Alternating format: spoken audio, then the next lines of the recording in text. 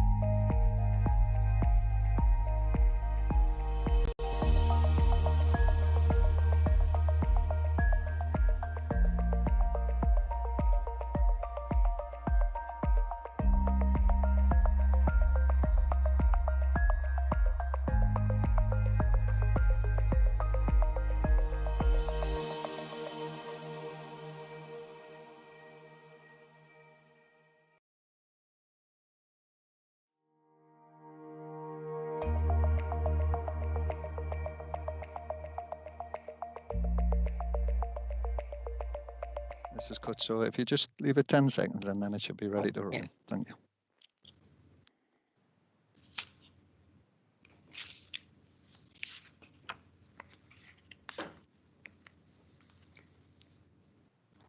Right, welcome all to the meeting then, the Policy Committee on Wednesday the 9th of December, and we have the minutes of the meeting held on the 11th of November 2020. Have you all had a chance to read these, and are they a true and correct record? Thank you very much. Item 2 then is apologies for absence. Do we have any apologies for absence, please? Richard Butler. Thank you, Leader. Yes, we have apologies from Councillor Owen, who is marking exam papers, and so we have Councillor Tracy Taylor in his place for today's meeting only. Are there any other apologies, please, from other groups? No, we haven't had any, Chair. Thank you very much. Well, welcome all to the meeting once again then. Are there any declarations of interest, please? Got Reg first. Reg Adair? Yeah, just on item 4, as I've been a director of VIA, I just thought of, because it's an item on the agenda, I just thought I would declare that. Thank you very much. Are there any other declarations?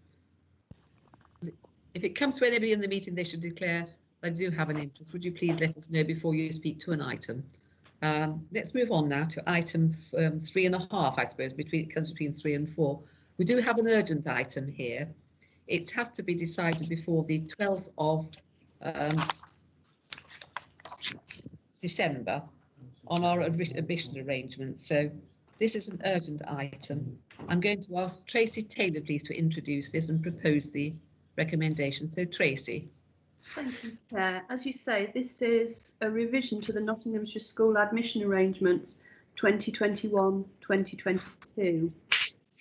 Every local authority is required by February of each year to publish its admission arrangements to be followed for the relevant admission year.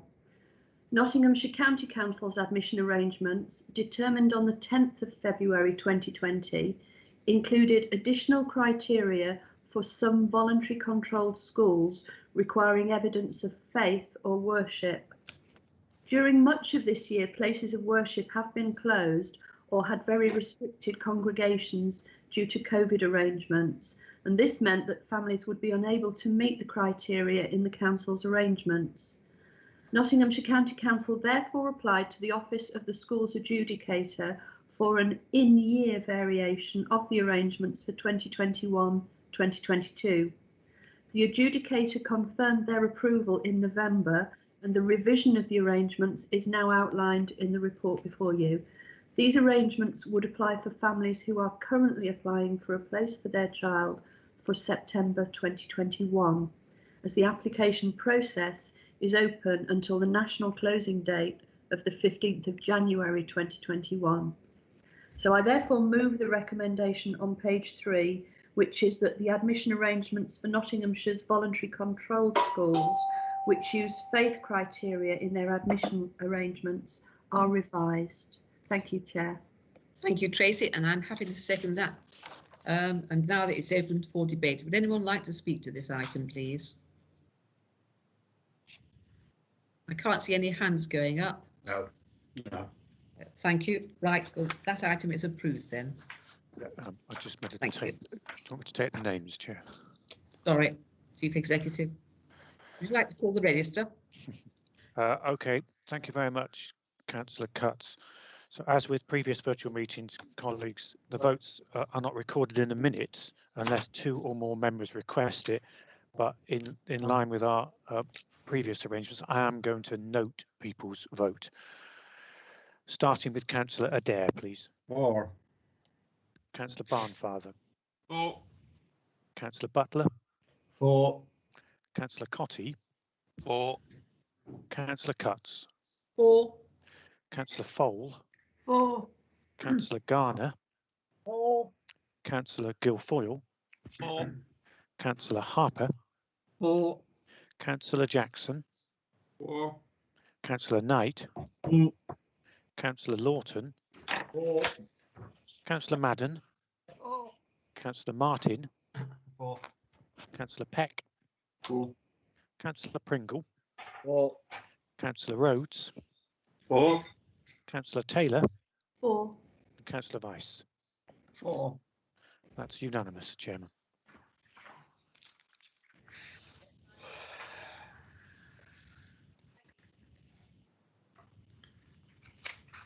You're just on mute, Chair. Sorry. Beg your pardon, trying to cut down this background noise. We now move on to item 4 on the agenda, the Via East Midlands Cheesecake Energy Partnership, which is quite a catchy name, isn't it? The recommendations are set out in the papers for you. I am going to add a second recommendation with your permission. So the first item of the recommendation is that the committee endorses the emerging partnership between Via East Midlands and the Cheesecake Energy Limited to demonstrate the first energy storing system at the Billsthorpe depot, and that the committee receives a progress report in 6 months and an annual report thereafter outlining progress and the financial implications. So that's the second recommendation. This is one of those things which it endorses the partnership between the East Midlands, Via East Midlands, which of course is a wholly owned company of Nottinghamshire County Council, and the Cheesecake Energy Limited to demonstrate the world's first energy storage system at the Billsthorpe depot. The report also seeks to demonstrate that the owner of Via East Midlands, the County Council, is encouraging Via to nurture a culture that prioritises commercial and environmental innovation. When we approached our corporate environmental policy on March 2020, approved it, we signalled our intent to use our position as a community leader and partner to deliver positive environmental outcomes. This partnership between our wholly owned company and the Nottinghamshire-based startup perfectly demonstrates this intent of action. Cheesecake is a spin-off of the University of Nottingham and has developed a state-of-art energy storage system that could have profound impact on the UK's transition to a greener future. Cheesecake is a partnership with Via, and their system works in a live environment. The system is expected to be up and running in the spring 2021 and will be used to store solar energy generated at the depot, charged to Via's first few electric vehicles. It will also be used to charge our electric bus fleet purchased through the low emission bus scheme and maintained by Via at the Billsthorpe depot. This partnership meets many of our environmental strategy commitments and demonstrates our commitment to supporting local SMEs. I'm sure members would welcome this partnership between Via and Cheesecake Energy. And do I have a second for that, please? Yes, I'll second that, Reserve my right. Thank you very much. It's now open for debate. Who would like to speak to this item? And Alan, you've got your hand up. Thank you, Chair. Yes, I have. It's an interesting report. It's an interesting concept, actually. I think it is something that is worth supporting. I regret the name of the energy company. It does sound as if it's been created in the sixth form common room, but nonetheless, we are where we are with that. We can't determine that, but I don't think it's a serious name for a business. But anyway, yes, I think it's got good intentions. I think there are huge potentials from it, and I'm glad that you have suggested and moved a second recommendation of a report to come back in 6 months' time to tell us how it's all getting on, because I think we need to have a review of this every 6 months or so. But I have no issues with it. I think it's probably a very good thing. Remains to be seen, but it looks as if it's going to be something that's going to be very beneficial to us. Thank you, Alan. Bruce, you're next. You've got your hand up. Yes, thank you very much, Leader. You could have said the same about the individual that called his company after an apple. But there we go. What happened to that? What happened to that? Yeah. But anyway, irrespective of the fact, there are quite a number of interesting names out there, aren't there, for companies that have been extremely successful. No, I'm all for this. This is a Nottinghamshire initiative, and we're supporting a Nottingham initiative. We're not putting a lot of money into it, but we're helping them to be able to try to achieve an aim. And what I like about it is the fact that it's obviously in my patch. And what I like about it is it's not reliant on some micro elements that are being mined by the Chinese in some, off the piece country where people are being exploited. I think it's an excellent initiative, and I look forward to seeing how it pans out. The only comment really I've got to make as the local member for Bilsthorpe is that as long as it's not aligned with a ill-fated gasification plant, which was allowed to go forward on that site. Thank you very much, Leader.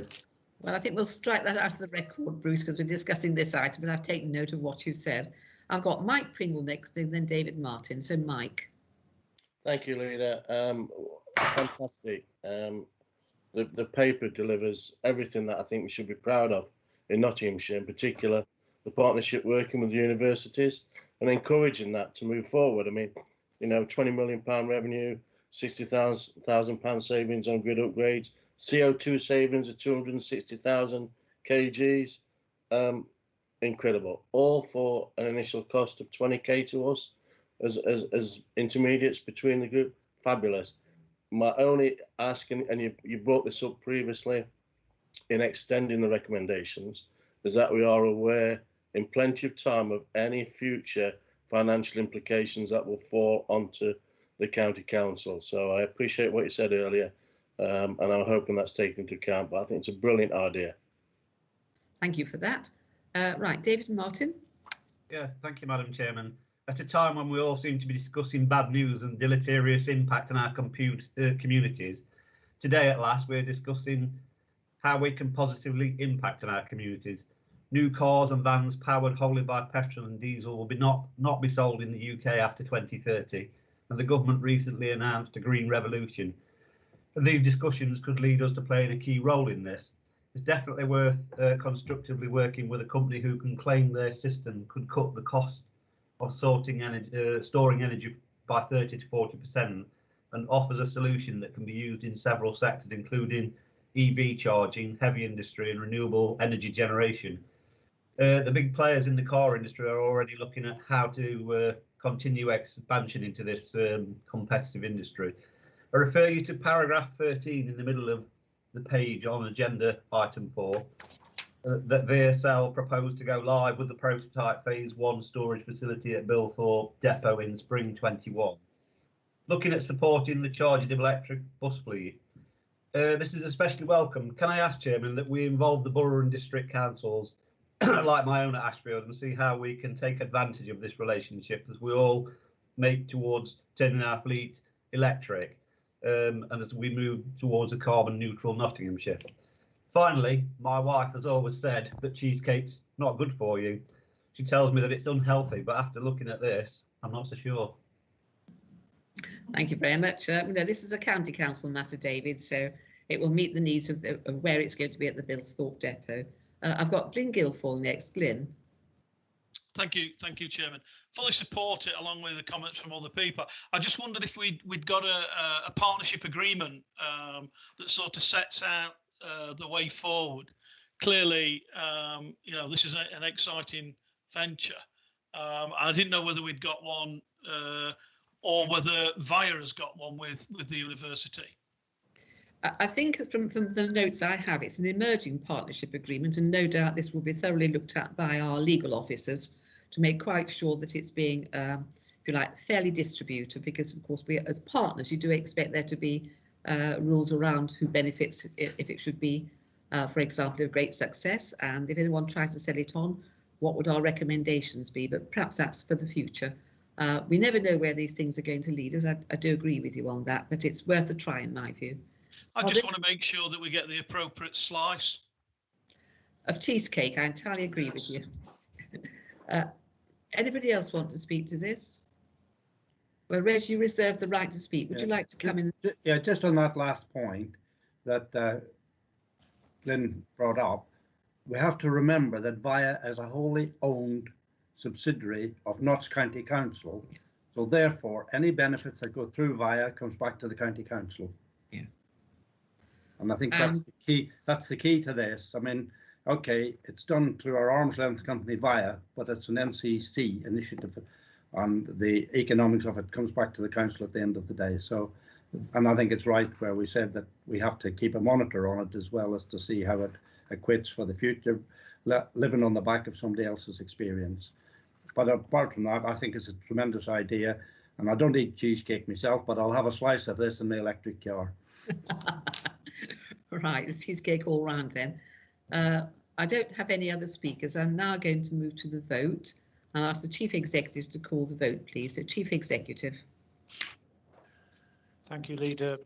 Colleagues, and I just remind you that as well as the recommendation printed in the papers, you're also voting to approve a second recommendation as altered by the Leader, who was the mover of the report. In that, the committee receive a progress report in 6 months and an annual report thereafter outlining progress and financial implications. And I'll start, please, with Councillor Adair. Councillor Barnfather. For. Councillor Butler. For. Councillor Cotty. For. Councillor Cutts. For. Councillor Fole. For. Councillor Garner. For. Councillor Guilfoyle. For. Councillor Harper. For. Councillor Jackson. For. Councillor Knight. For. Councillor Lawton. For. Councillor Madden. For. Councillor Martin. For. Councillor Peck. For. Councillor Pringle. For. Councillor Rhodes. For. Councillor Taylor. For. Councillor Vice. For. Unanimous, Leader. Thank you very much, Chief Executive. Let's now move on to item 5 then. This is the Corporate Environment Strategy update. The report provides an update on the progress with the Corporate Environment Strategy and seeks approval for the establishment of both Green Investment Fund and a new post of Environment Manager to take the strategy forward. Since the environmental strategy was approved by this committee in March, we have seen repeated government commitments to achieving exciting environmental ambitions, which will also help to support the county and the country and the rapid post-pandemic recovery. The Prime Minister has recently announced a 10-point plan in support of the green industrial revolution, with Mansfield specifically mentioned as being at the heart of this revolution. In October, the Council committed to achieve carbon neutrality in all its activities by 2030 or as soon as possible thereafter. And this report and other reports on the agenda today highlight the massive efforts this Council is taking to achieve that ambition. Whilst we can be proud of our achievements and progress to date, the case for establishing a dedicated resource to support, manage and coordinate our activity to deliver our environmental ambitions is very clear. So the recommendations are set out for you on page 35 of the agenda. It's page 13 at the bottom. Is that it notes the progress made to date on the corporate environment strategy, approves the creation of a new post of environment manager, that's one full-time Hay Band D, subject to job evaluation, in the Place Department and subject to the appropriate HR procedures. It 3 agrees to set aside the requested revenue and capital funding to support the above post and establish a green investment fund, the terms and governance of which will be subject to further approval by the Policy Committee in spring 2021. So I'm going to recommend that. Do I have a seconder, please? Yes, Leader, it's Councillor Cotty. I'd like the pleasure of seconding this paper, please, and I'll say a few words now, if I may. This is absolutely excellent. I know it's taken time coming forward with all the COVID situations that we've had and the hard work officers have had to put in other areas, but this is a really important paper. Pleased to see the Green Investment Fund. The report goes into details and then into the appendix. And looking at the appendix, it's putting everything within the Place Department to take this agenda forward. So, I mean, again, just looking at the fact of 250,000 trees, I think it is. I'm just checking to make, yes, 250,000 trees over 5 years, triple SI, healthy sites, and then it goes through all the other departments. So I'm really pleased to see this.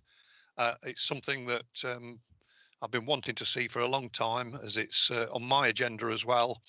So I'm really happy to second it, Leader. Thank you very much. Thank you very much, John. I now have Alan Rhodes with a hand up. Alan.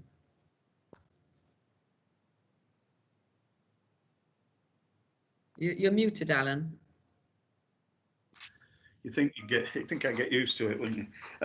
Thank you very much, Kay. It is a very good report. It's a very important report, and one that we are very pleased to support.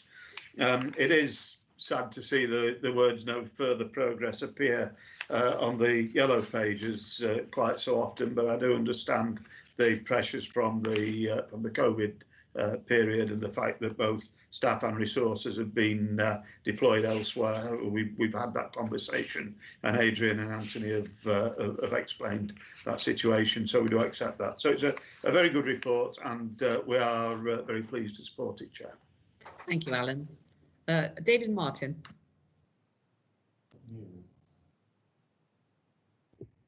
You're muted, David. Yeah, it's a bit some hit and miss that mute button. Sometimes it works and sometimes it doesn't. It's got a mind of its own, like some of us. I'd like to ask about the salary of the appointee. 60,000 is a fair whack for someone doing similar jobs. I accept that to appoint somebody will significantly improve the environment and deliver results. But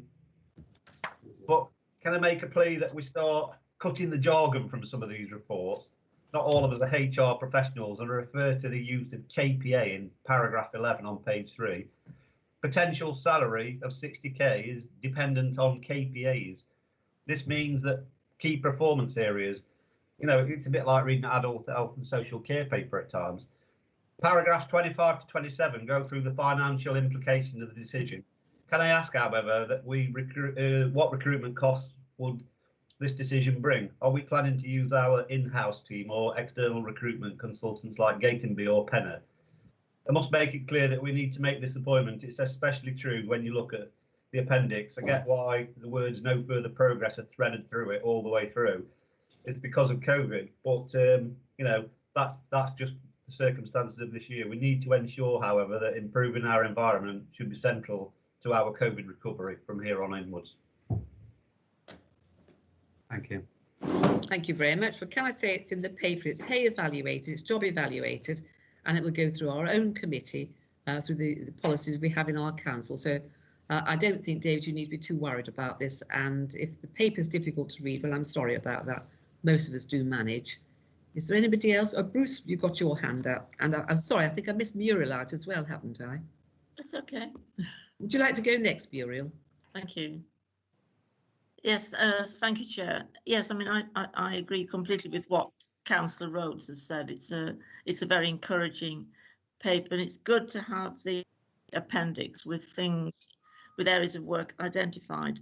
I think the concern, and I'm glad that there is going to be a lead officer to move this on. I think that there's an immense challenge here because we've got a lot to catch up on, and I think in many respects, residents' expectations and commitment to the green issues is challenging us and outstripping us in many areas, and it is concerning that in the appendix, many of the performance measures and many of the progress issues. I accept the issue about COVID, and we absolutely accept that.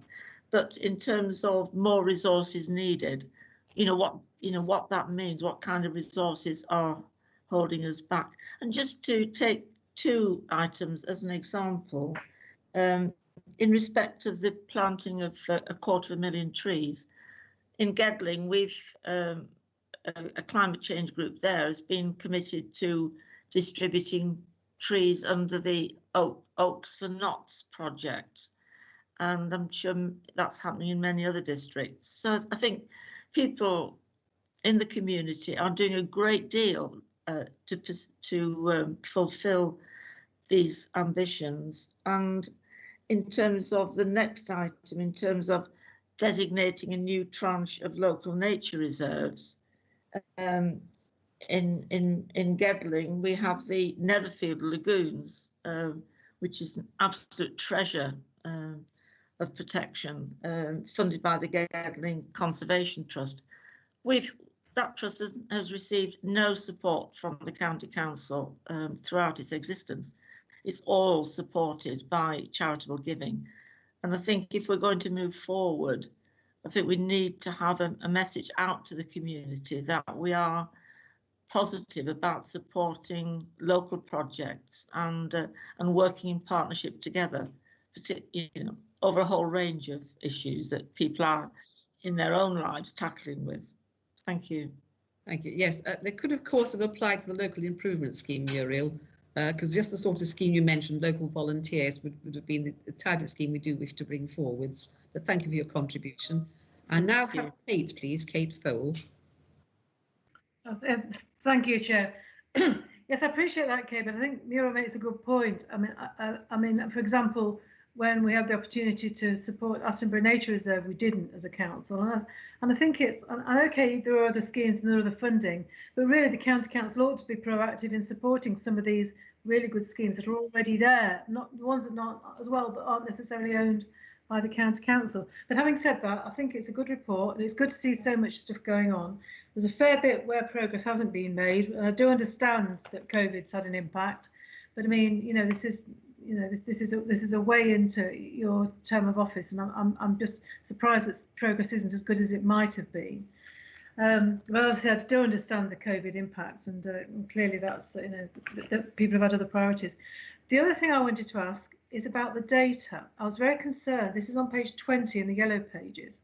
There's an awful lot that says data unknown currently, and I think really in terms of how we monitor this, some of the that far kind of right-hand column in actually how we monitor this isn't very easy, and some of the data is missing, and I'm not quite sure how, if we're going to really get stuck into this and see what the progress is and monitor it properly, I don't think we have the information here to be able to do it, and that I think that's concerning.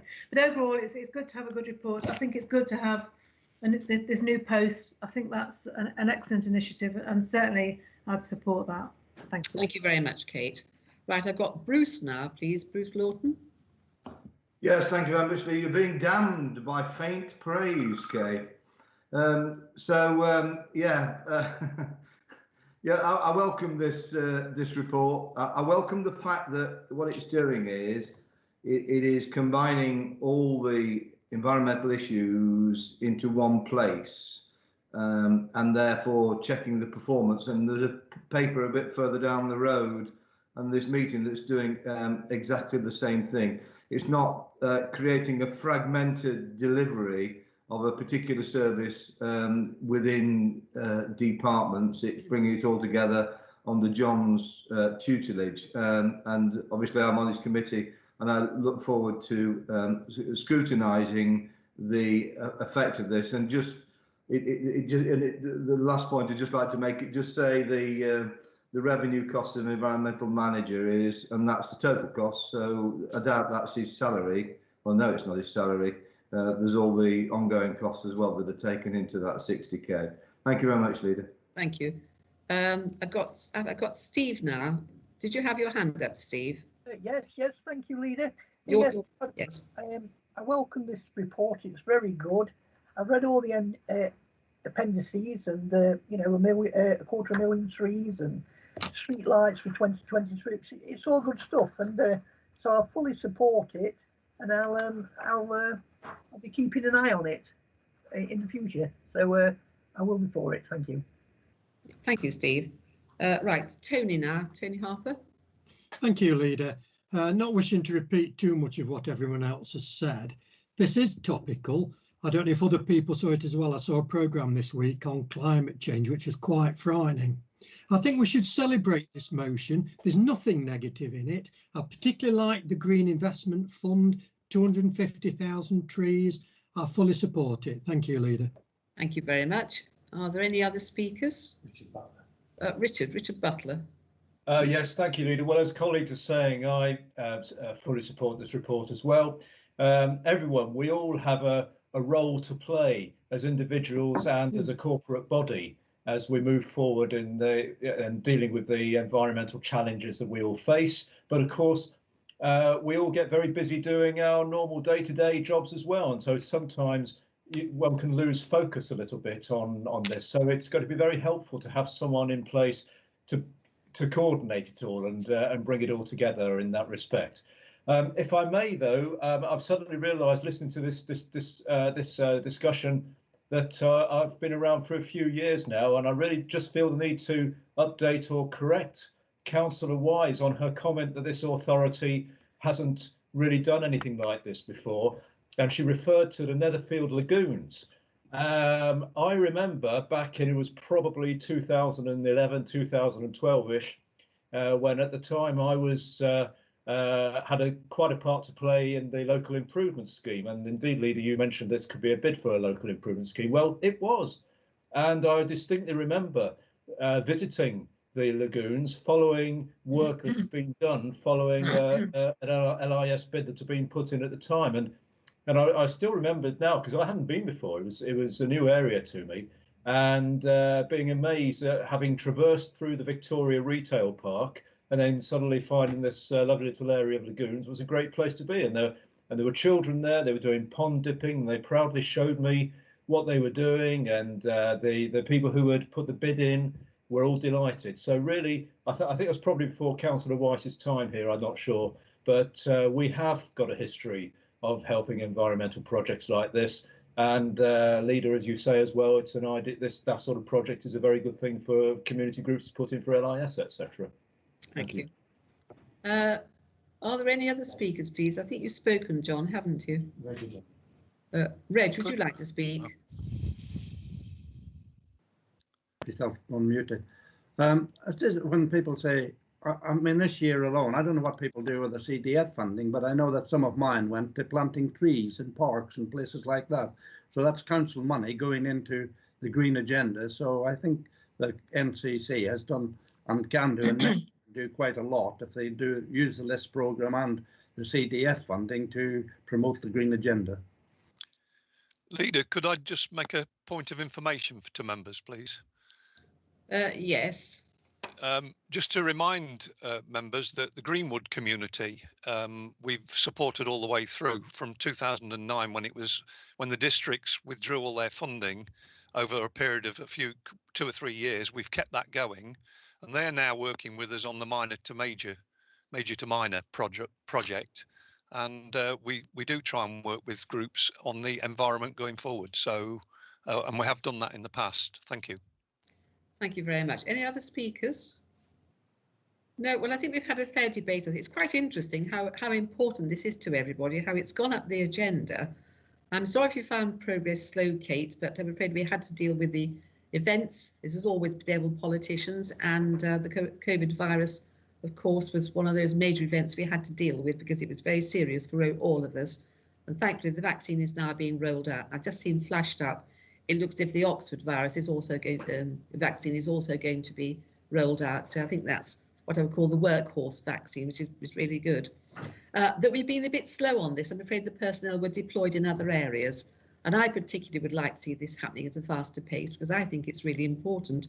I also have a long record of planting trees, because not only planting trees in my own property, but also many years ago, when I was a younger member of this council, I went and planted a holly in the Greenwood when it was first being created. So I haven't been back to see how my holly is doing then, but I've had some wry comments about why I chose a holly to plant. So perhaps it's being a bit prickly myself. I think that this is one of those papers that everyone can get behind, and I thank everyone for the debate we've had today. I think it's been a good debate. And I'm now going to ask the Chief Executive to move towards taking the vote, please. So, Chief Executive. Thank you, Chairman. Starting with Councillor Adair. 4. Councillor Barnfather. 4. Councillor Butler. 4. Councillor Cotty. 4. Councillor Cutts. 4. Councillor Fole. 4. Councillor Garner. 4. Councillor Guilfoyle. 4. Councillor Harper. 4. Councillor Jackson. 4. Councillor Knight. 4. Councillor Lawton. 4. Councillor Madden. 4. Councillor Martin. 4. Councillor Peck. 4. Councillor Pringle. 4. Councillor Rhodes. 4. Councillor Taylor. 4. And Councillor Vice. 4. That's unanimous, Chairman. Thank you, Chief Executive. Let's now move on into agenda item 6, which is the Green Homes Grant for Local Authority Delivery Phase 1B. This report seeks approval to support the recent submission of the bid for the Green Homes Grant Local Authority Delivery Scheme, how that rolls off the tongue.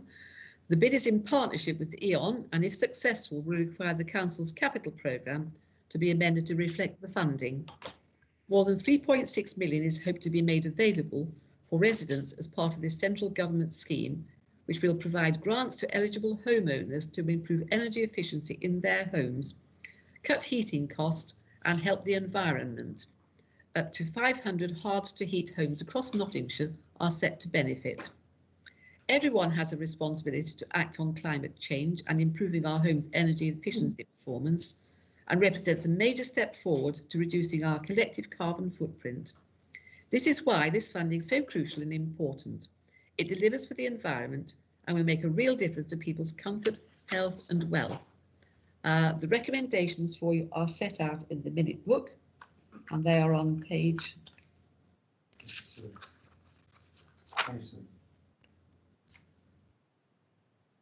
7, did you say?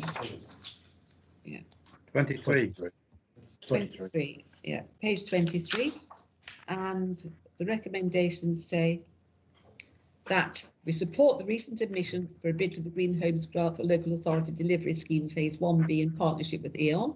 And 2, subject to the bids being successful, approve the appropriate amendment to the capital programme to reflect the amount of funding being awarded. So it's now open for debate. Have a second, please. I'll second that and reserve the right. Thank you. Right, who'd like to speak to this paper? I've got Mike Pringle, David Martin down. Mike. Thank you, Leader. Yeah, welcome the report at 500 homes, just over 7k homes, not to be sniffed at. My concern will be in being successful, I would assume, certainly in my area, some of the homes that are most in need of this sort of work are housing some of those that would find applying for a grant most difficult. So I would ask that in being successful, if there's anything that we can do to support people on their applications, that's all. Thank you, Mike. I'm sure all members, you know, could give any help we'd be grateful to receive. Thank you. I'll now have David Martin, please. David? Yes, thank you, Chair. Yes. Well, this is a bit of a, it's a very good thing, and it's welcome, and it's clear that the ambition to support 500 additional homes is, as outlined in paragraph 7, is to be commended. But equitable distribution of the funding is another issue, and equitable distribution of the work is also another issue, because obviously in order to carry out this work from an industry perspective, you have to be a larger company, so it rules out all the smaller traders, just like the fenestration scheme did earlier on in this decade, well, 2 decades ago. So in answer to Mike's question, all of the companies that administer this are Trustmark, they have to be Trustmark registered. So they have to have an operative that defines what work requires being done in each property. So they are the people that would help the more feeble, more incapable people of applying for the grants. The other side to it is as well, from an industry perspective, especially from double glazing, is that the primary grant can't be superseded by the secondary grant, and green energy systems like wind air source heat pumps and greener boiler technologies are quite expensive nowadays, so they can supersede the cost of replacing double glazing, because double glazing that was fitted 20 years ago is nowhere near as efficient. The U values are a lot lower and the thermal values are a lot lower than they are currently today. And the great reason behind this grant is the fact that the double glazing industry recycles the plastic. In fact, the UK has recycled nearly 20% of the plastic across Europe in comparison to other countries, and that's some 5.7 million tons of UPVC windows in older properties that have been taken out and recycled. And of course, that the production of UPVC windows adds to the CO2 emissions. So that's saved somewhere in the region of 12 million tonnes of CO2 being expelled into the atmosphere. So that's why it's good. But like I say, there's a few pitfalls. If you're on social housing and you don't own the property, or you're in a tenanted property, you can't get it either. So that's another area that needs to be investigated, because tenants live in some of the worst, especially in some of the private rented sector. Some tenants live in some of the coldest, hardest properties to heat, and landlords are very reticent to improve them at times, unless there are, unless they are proactively thinking about the welfare and the longevity of the property and the maintenance issues. So if you've got tenants who are renting the properties, they find it very difficult to get onto this deal because they don't own the property. So that's another issue that I've got with it. So that's where it does want changing. But going forward, it's a good thing. But from the industry side and from the rental sector side, there are imbalances that could be improved as the scheme goes forward.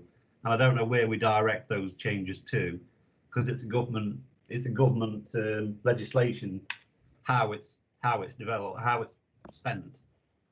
So thank you, Chair. Thank you. Can I remind you that we did agree to apply for this grant in September?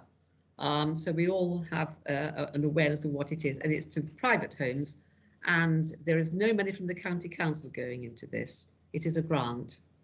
Right, who have I got now on my list? I've got Bruce Norton and then Richard Butler. Bruce next. I mean, just going one step back, yes, the previous item, what we don't realise is that there's a wood called Cuts Wood that runs down the side of the A614. There is indeed. It's about 120 acres it is. It's a massive wood, named after your family, isn't it? Yeah. Yeah, which is doing its utmost to act as a carbon sink. No, I welcome this agenda item. It is an opportunity for, I mean, a lot of, Councillor Martin was going about social housing. Well, actually, social housing, most social housing providers have taken advantage of their partnership with energy companies, including British Gas, to be able to provide insulation and work on their properties to make them more carbon efficient. So it is mainly the private sector that this is aimed at, and I welcome it. And we just need to make sure that those people that are in fuel poverty have the opportunity of bidding into this fund, and we help them as best we possibly can to take advantage of this money that's coming in. So I welcome the fact that we're applying for the money, and more power to our elbow. So it is a real positive on all fronts. Thank you, Leader. Thank you, Bruce. And now I've got Richard Butler. Richard. Yes, thank you, Leader. Well, this is another good environmental news item, isn't it? And goodness knows we're all talking about the environment at the moment. Now, we all know as ourselves as individuals and everyone else, we're all having to spend a lot more on fuel at the moment. We're having to heat our houses more for obvious reasons at this time of year. But how many times we hear and read of people, usually older, but other vulnerable people as well, who, because they are so afraid and worried about the cost of putting the heater on, putting the boiler on, that they don't put the heating on as much as they should, and because they're worried about not being able to pay for it. And of course that could lead to health issues for them as well. So anything that can be done to help people's homes be more efficient, energy efficient, to perhaps encourage people not to be so reluctant to use the heating, and also to keep the cost down, has got to be welcomed. And as it says as it says in paragraph 2, many people do want to stay in their own homes. And again, over the years, we've heard stories of people having to move from a home they love simply because it's not efficient, it's energy efficient, and it costs too much for them to heat. So anything like this has got to be welcomed. I agree with the other comments as well, that getting the message out to households and families who will genuinely benefit from this is very important. It's the age-old problem. How do you get that message out? And I'm sure that colleagues will find the most suitable ways. And of course, we probably have roles to play as well in that regard as well. And I know I've got, as under the current Warm Homes initiative, I've got a couple of residents who are benefiting from that. And but again, it took them a while to find out how to go about applying. So as long as it's all straightforward and clear, it's got to be a very good scheme. Yes, can I remind you in the papers that item 7 on this is the scheme will deliver through the Warm Homes Hub and targeted at residents in fuel poverty, and that's elderly and disabled people or those living in rural areas where they probably don't have ready recourse to the gas system, for example. So I think it's targeted. This is particularly to people who are in desperate need of it. So I think maybe I've missed you out, Rachel. Have you got your hand out, Rachel Madden? Rachel? Thank you, Chair. Yes, my raise hand thing still doesn't work on my screen despite me trying to play with it. So thank you. According to paragraph 3 on page 1 of this agenda, we were allocated just over £1 million for support towards measures for delivering a range of improvements. This was in association with the Warm Homes Hub, as you've just mentioned. Could I ask what progress has been made in allocating this funding, and was that the total amount we bid for? Thank you.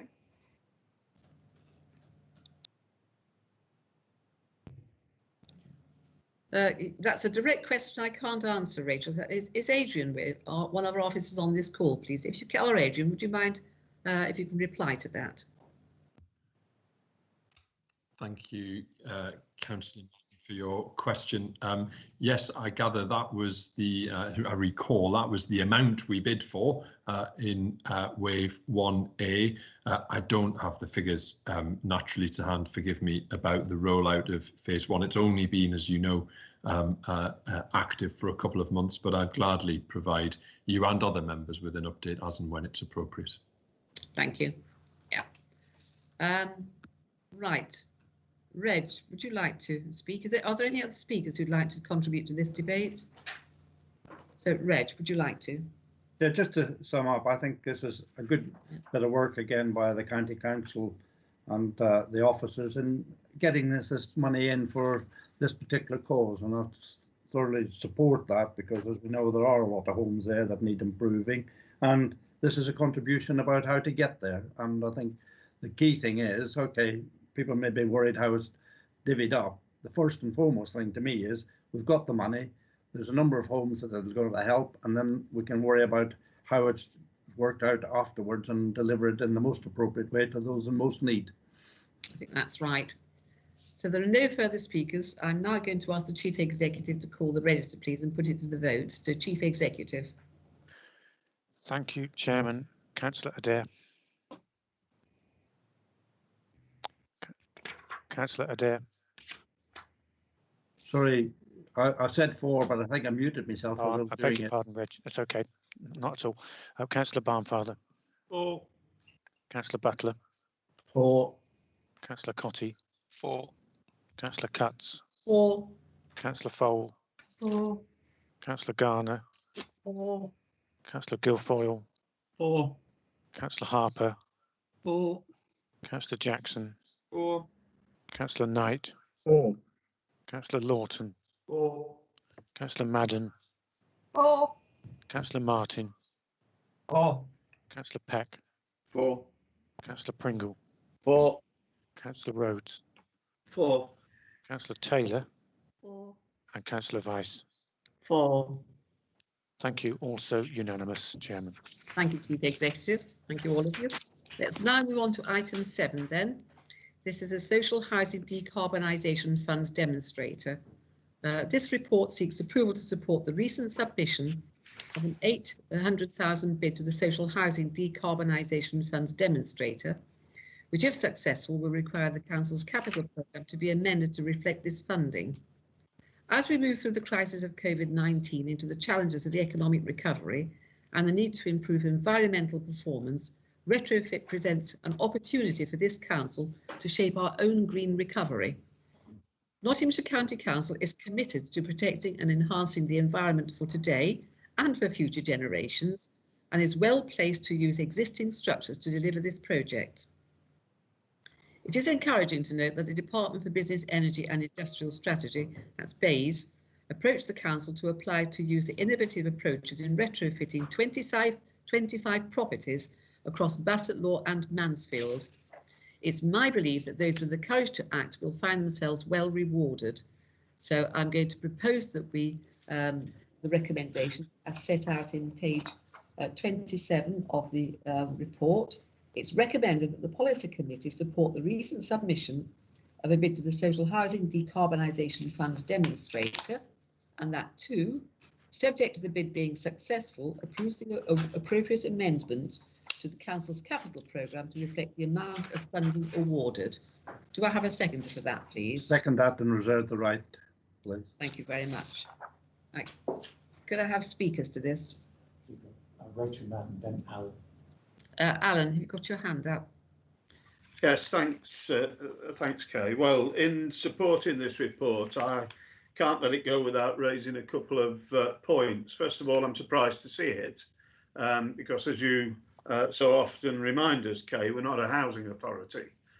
This is clearly aimed at social housing, none of which Nottinghamshire has in its ownership. So I'm surprised to see it in that regard. I do understand that there's been agreement signalled by both Bassetlaw and Mansfield for us to, in effect, as the report says at paragraph 15, act as a conduit to receive and pass on the grant funding. I'm surprised that those two local authorities didn't want to take on that responsibility themselves. And then finally, just a quick word about the cost. I mean, it's £800,000 for 25 properties. That's £60,000 per property. I did say when this was when we were briefed on this, it would actually be cheaper to demolish the properties and rebuild them than to spend £60,000 per property on upgrading them. So I question the value for money in the programme, but I don't question the value to the tenants, which is going to be which is clear to see, and so we will be supporting the paper. I think it's like many things, Alan, that probably it's looking expensive at the moment because we haven't got the techniques worked out yet. I think retrofitting properties can be expensive, but there's so many new materials today that I think we can probably do it more quickly and cheaply than we expected to in the past. But I take your point on that. Right, I think I have Rachel next as the next speaker. Rachel. Thank you, Chairman. I welcome the fact that we're bidding for yet more government money. Let's have all the taxes we paid back into the local area rather than highfalutin into the pockets of some people for PPE or something like this. This is rather nice. Fuel poverty, as you mentioned in the previous item in paragraph 7 of that, is a worry for most families. Can you imagine facing choice between heating or a square meal? So I and my colleagues will fully back this. Thank you. Thank you. Do I have any other speakers? Bruce, you've got your hand up, I think. Bruce. Bruce Lawton. Legacy hand, Kay. It's a legacy hand. Legacy hand, is it? Thank you. Anybody else wish to speak on this? Mike Pringle. Thanks, Leader. I'm really pleased to see it again. You know, it's an initiative that we need to grasp. I take on board what Councillor Madden says, that you know we need to be dragging as much money from government as we can. I was disappointed that Newark and Sherwood hadn't worked closer to get some benefit from this. So I shall be asking colleagues as to what happened there. However, I am pleased to see that this is a close partner relationship that should work well between both district and county council. So applaud it. Thank you. Anybody else wish to speak to this? Right, Reg, would you like to reserve your right and come back? I've got nothing further to add to what's already been said. No. Thank you for that, for all your contributions. I'm now going to move the vote then, please. So I'm going to ask the Chief Executive to call the register. So, Chief Executive. Thank you, Chairman. Councillor Adair. For. Councillor Barnfather. For. Councillor Butler. For.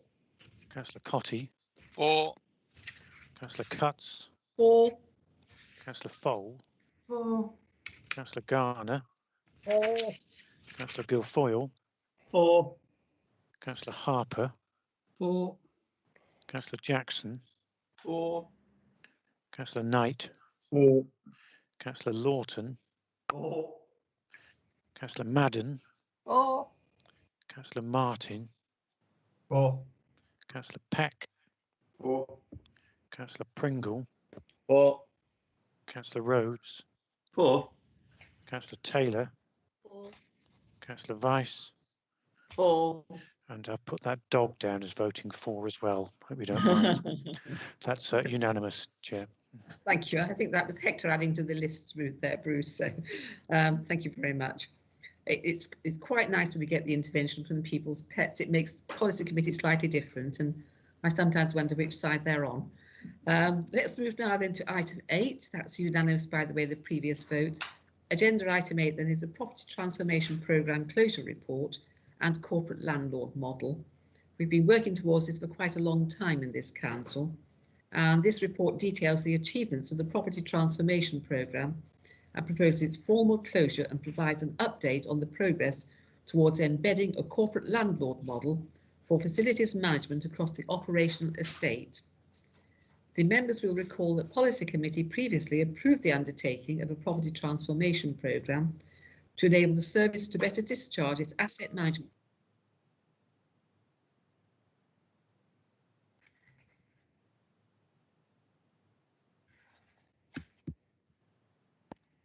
Can't hear you, Kay. She's disappeared. We're frozen. It's a conspiracy. It is a conspiracy. It has to be a fine thing.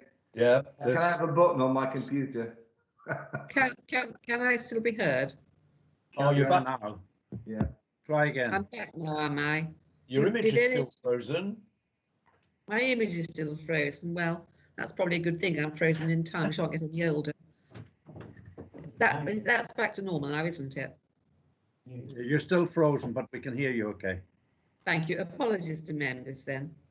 The report recommends the closure of the programme is recognised and there remains areas for continuing improvements through business as usual, and in particular highlights the embedding of a corporate landlord model for the delivery of facilities management across the operational estate. This will involve the currently fragmented approach to the management of our buildings to be corporately managed with the ensuing benefits outlined in the report. And can I remind you, we have a considerable number of properties of the council, which is set out in the paper for you. So I'm going to propose that, and the recommendations are that we note the achievements of the property transformation programme and approve its closure, and note the progress towards the development of an operating model for delivery of corporate landlord facilities management services, with a view to a further report being brought to the committee for implementation. Do I have a seconder for that, please? I'll second that and reserve my right. Thank you, Reg. Right, who'd like to speak to this item? I've got David Martin. David? Yes, thank you, Chair. I note the success of the property transformation model. Can I ask if closing the programme is the most sensible way to save 250,000? Let's not forget we've committed £28 million on council buildings and sprucing up others. The report rightly acknowledges the impact of COVID and the way our staff are now currently working, many of them from home. Yet in paragraph 11, bottom of page 2, it states the property portfolio will be managed effectively and the right money spent on the right buildings at the right time. That flies in the face of the property empire building programme we may no longer need. Does the leader agree with this statement? And if she doesn't, why is she supporting scrapping a transformation programme that may advise scrapping on the 28 million prudential borrowing scheme? is this the real reason for the decision? So are we closing this committee down so that we can continue regardless without a strategy? I think, David, you probably misunderstood the point about this paper.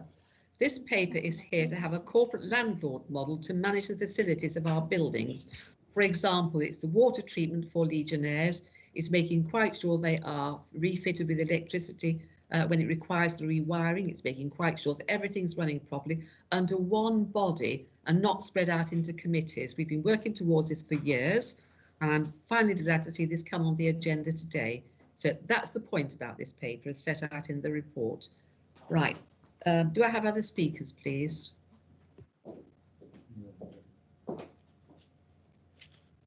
I can't see any hands. You got Richard Jackson. Right, Richard Jackson, thank you. I mean, firstly, I was just going to respond to Councillor Martin's comment. Please do, yes. The clue is in the title of the report, which is Property Transformation Programme Closure and Corporate Landlord Model. So we're noting the progress of the corporate landlord. Thank you, David. We're noting the progress of the corporate landlord model. That's the new programme that now is the corporate landlord across the county. Close the transformation programme, which has achieved what it set out to achieve. So I think it's quite straightforward. But I really do welcome this, and I can think of examples over the last 20 years where I've seen properties that were surplus to requirements, whether we've rebuilt schools on a different site or we've changed day centres, whatever it would be, where departments have felt that they owned the property and have looked internally what that particular department might want to do with that property, rather than looking across the council at what services we might need to start to deliver in those areas. And what it ended up with is partly straying into the latest item on the agenda is services across the county having evolved to fit where properties were vacant or where properties were available, rather than services being focused on where they were needed, which is what we're moving to in the Transforming Nottinghamshire programme. So I particularly welcome that, and I can think of all sorts of examples of going to things like day centre openings, probably more than, I don't know, 10, 15 years ago, where it had clearly been designed and spec'd by someone who'd never been to a day centre. And the people on the ground running the day centre and looking after the people there, you know, whilst there'd been a lot of money spent on shiny new premises, it wasn't really fit for purpose. It was a kind of off the peg building.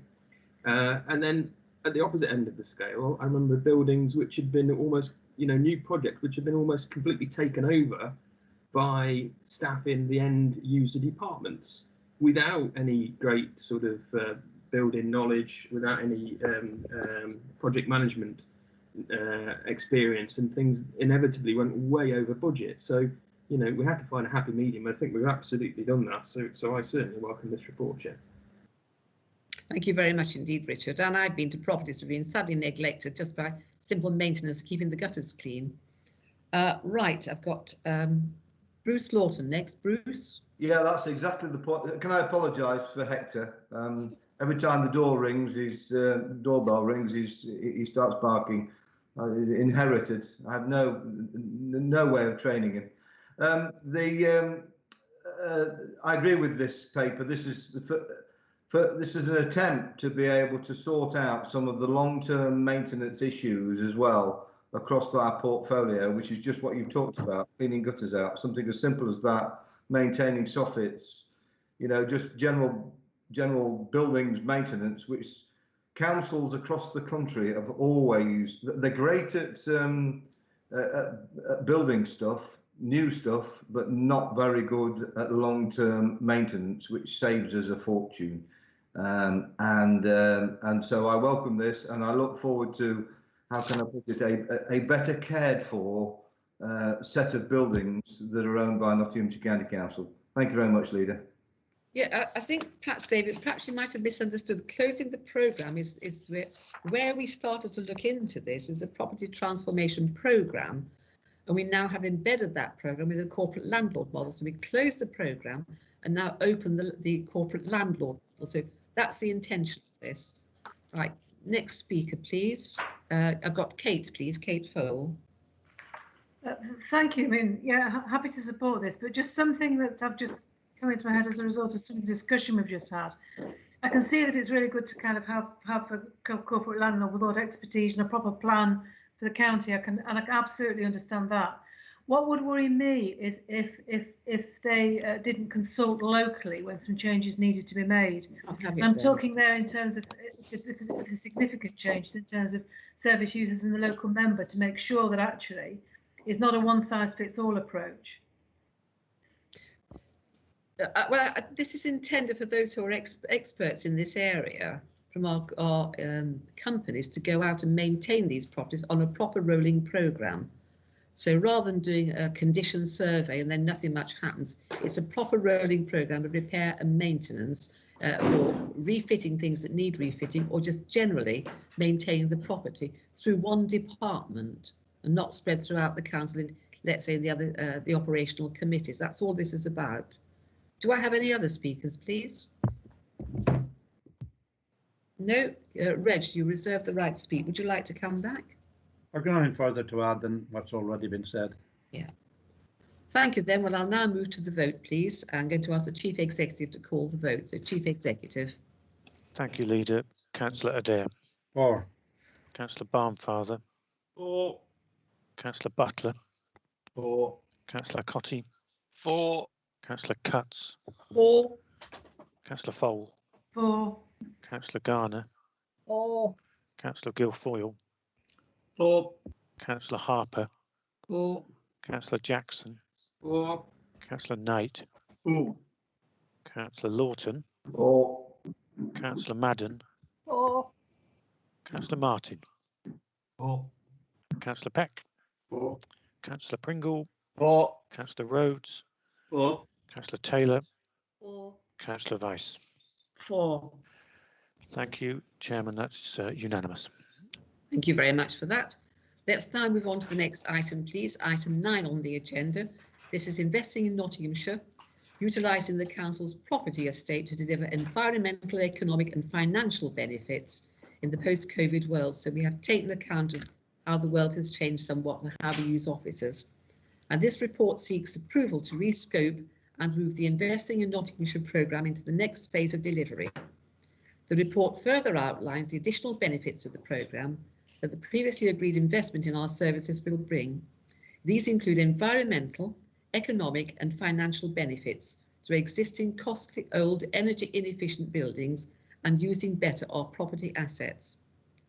The Investing in Nottinghamshire programme, as a result of the COVID-19 pandemic, has adapted and now has the opportunity to raise its ambition to further deliver upon the council plan by utilising its property and land assets effectively, where the council can deliver a much needed support to local businesses and the local economy in the post-pandemic world, and significantly reduce the environmental carbon footprint, including the use of new environmental technologies. Deliver better local public services leading to improved outcomes for Nottinghamshire residents, work closer with the public sector partners, reduce our own running costs, generate substantial capital receipts and grow commercial revenue income, and enhance the workforce health and well-being, increasing retention of staff as a result. And the report sets out a new vision as to how the council will utilise our office estate and help deliver associated ambitious objectives of the council's environment strategy. County Hall is an example of a building which needs a fresh look at how the new environment and new technology can be embedded as the future, when needed much maintenance work can be undertaken. And COVID-19 has changed how the council delivers vital services and how staff work. This report reflects those changes and will deliver benefits for the council, our services, our staff, our partners and local businesses. And I'm sure members are committed to this investment, which will benefit Nottinghamshire residents, because this takes into account carbon neutral. It's the green agenda we have here. It's making our buildings in the right place for the right service. It's reducing car journeys for our visitors and providing a modern estate to fit the modern world and take account of the new way that people are working. So I'm going to recommend the recommendations as they are set out for you.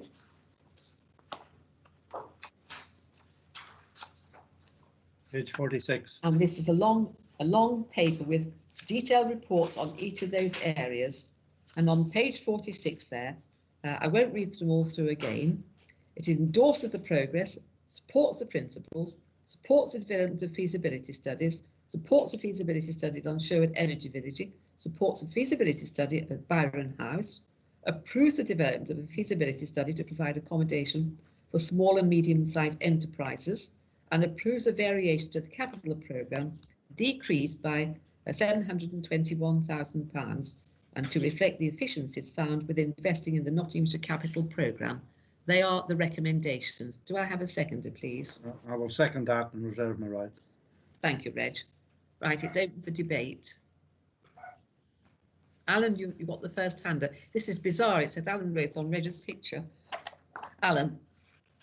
Okay, right. Well, this report came in a different form in February, and we opposed it then. It's been dressed up as something else since, but it's almost identical, really, in the original proposals. I think it's premature. We're still dealing with the crisis, and whilst I'd be the first to say that the world of work will undoubtedly change as a result of more home working and the technology that supports that, and I'm all for that.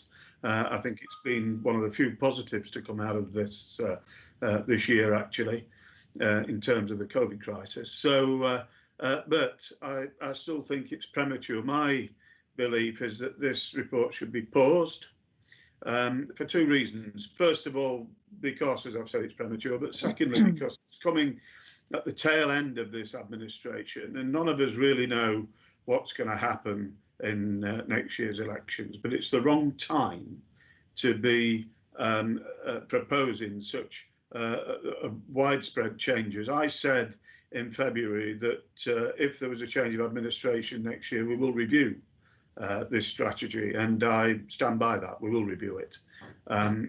There's nothing, I mean, the savings are minimal. I see there are financial comments here, but the savings are minimal. The change in the great scheme of things, the changes are minimal too, and so I'm not quite sure why it's come back here in the guise that it has, and we will continue to oppose it. It's the wrong report. It's the wrong time, and it should be paused, Chair. Can I remind you, Alan, you called for an update on this report, which is what you're receiving today. I know you opposed it last time, and that's your group's right to do whatever you think is suitable. This is now taking into account, if you like, the new ways of working we have without the COVID-19 crisis we've all been through, and how people have worked differently. Can I remind you the savings are not that minimal, they are quite substantial, as set out into the report. I now have David Martin's hand up, so David. Yeah, thank you, Chair. I mean, there's quite a few things to welcome in this report, and I'm happy to support the improvement of the scheme as a whole. But many of the statements in this are absolutely pie in the sky. It mentions the development at Top Wigay Farm will unlock 1,000 jobs in paragraph 34 on page 6. It claims that the economic output could equate to more than 873 million. Where did we get that figure from? I think that's purely guesswork. So some facts and figures based on proper research. According to the RAC, congestion, which is going to affect the A611 and Hucknall particularly, cost the economy £7.9 billion last year, an average of £1,317 per driver. Slow moving traffic is estimated to damage the economy in a number of ways, like making it harder to transport goods, reduce productivity, raise pollution, increase accident levels. None of that's in the report, but it mentions nothing about a new school or anything to do with medical facilities improvements in the area around that. So yes, I know what you're doing, but I can't. There needs to be a more joined up approach around it. And after, quite rightly, what Alan says, after COVID, we should be reviewing what we're doing. And I know you want to do updaters, and that's welcomed, but I don't think we're at the right point to review it in the same way that we are reviewing it today. Thanks, Chair. Thank you. Can I just draw your attention to two properties we intend to use for small and medium-sized enterprises that belong to the County Council currently? That is as a result of our thinking how we're going to use our buildings. I personally welcome small and medium-sized enterprises. I think they are the backbone of our county. I think they're the backbone of the country as well. So this is slightly different, and the savings, of course, are not so insubstantial. I would point out to you that the savings are set out for you in the paper itself, which you have questioned this. And of course, we do have, by having the Top Big Hay building, we're able to save ourselves from being in rented buildings for, I think, about £400,000 rent per annum. So this is quite an important part of this agenda today. The savings are £1.35 million annually. I think that's quite a substantial saving and worth doing, frankly. So now, do I have the next speaker? I think I've got Muriel down next. Is that right, Muriel? Yes. Thank you. Yes. Yes. Thank you. Thank you, Kay. Yes, I take your point that you want this paper to address new ways of working. My problem with it is I think it's too soon to know the impact of new ways of working. And I think it's particularly true of the customer care centre. I quite understand the need to move from Mercury House, and also understand the issues about parking there and so on. But post-COVID, I don't think we know yet really what shape the customer care centre and MASH should have. I mean, both have been, in their time, innovatory and incredibly impressive in their support for people. They both worked incredibly well. But in the early days of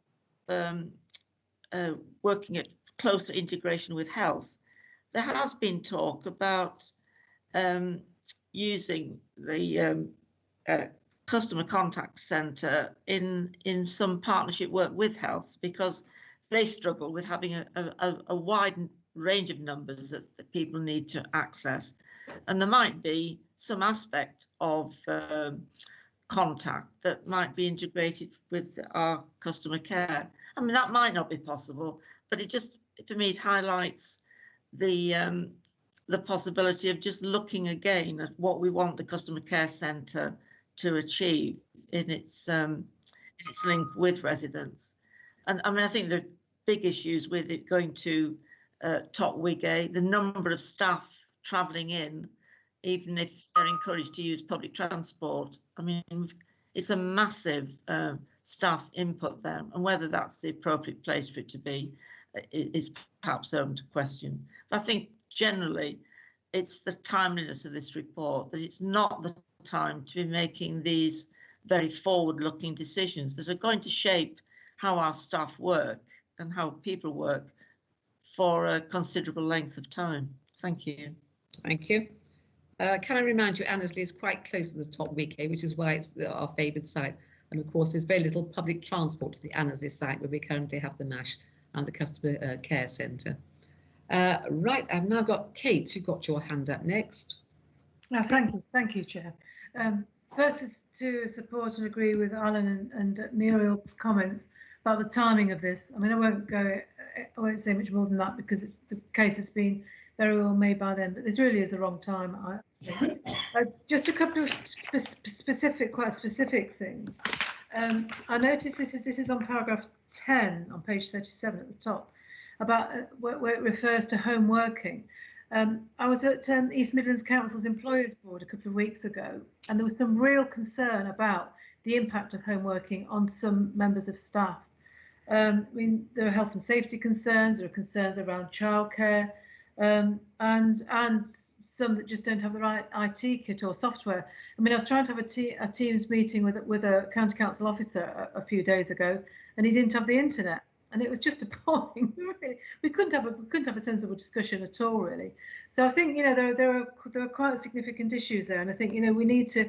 I don't think we can assume that people that are actually home working now, that it's working in every case. I think we've got that needs a kind of a real review and a real bit of kind of care and to look at. And I agree again, Kate, it's great to have some more space for small business. I would, if that was a report on its own, I'd support that with very, very enthusiastically. But just a plea to make sure that it's in the right place. It's where people can go, where people can park, where all the kind of support networks are. You can't just, you don't want to just give people space and let them get on with it. I think small business needs more support.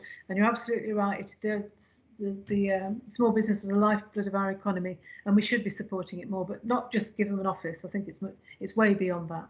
Okay, so thank you. Thank you. The report talks about feasibility studies, and I think this is quite important. We do have a proper feasibility study, so this is a movement towards a feasibility study, as we have set out in the paper. I think it's recognised that many people want to work from home some of the time, perhaps some of the people all of the time, and some of the people none of the time. So I think blended working is for the future. Right, I've now got Steve, please, Steve Garner. Thank you, Chairman. No, well, obviously, I welcome this report. Use our buildings more efficiently. I do think working from home is the thing of the future, and it will get more so. We have the capacity within our buildings to diverse our estate to other opportunities, and we should do this at every opportunity we get.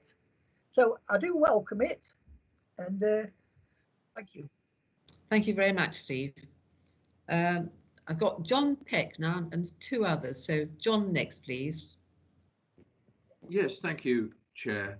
I want to say something about home working as well, and to endorse some of the comments that have already been made. I do feel like one or two others of my colleagues have said that this report is premature in some respects, and there's much in it that I could support and have no difficulty with, but I just don't think that the time is right. I think there needs to be a long, careful look. I think a lot of assumptions are being made at the present time, not only by us, but nationally as well. All sorts of assumptions and second guessing about what the future might look like post-COVID, and home working is one of those things. Well, quite frankly, whilst as a councillor, an element of our job has always been home working, I personally am getting sick of it, and I'd rather actually have some human interaction. I think a lot is being missed as well at the present time, because you're not having that interaction, the bounce of ideas off each other, all of those things that make us more creative and get us thinking about all the sort of issues that we face. I think there's a lot still to be learned from the present situation, and what the future might look like for offices, and the extent to which people might want to work at home and so on, and the extent to which working might be more flexible. Nobody much has mentioned whether the numbers of days that people work in a week is appropriate. If there is going to be an element of home working in many people's lives, then does it need to be 5 days? Might not 4 days be better? But there's all sorts of things there. People's individual circumstances are very different, as has already been intimated. And I think that some of the things that are in this report would be better postponed till perhaps later on in the year or next year, because as has been mentioned with the earlier report on the green issues, many of those items, there's been no progress at the present time, and the reason was given that so much of our officer time, rightly, is being spent on our responsibilities with regard to the COVID pandemic. So just as much as that applies there, I think that is a reason that applies here. I'm not sure that the officer time is available or well spent on achieving some of these things at the present time. So I'm not speaking against everything in the report by any means, but I think it would be better to do some of these things later on. Thank you very much. Who's the next hand that's up, please? Yeah. Anybody? Do I have any other speakers? Rachel, would you like to come forwards? Rachel Madden.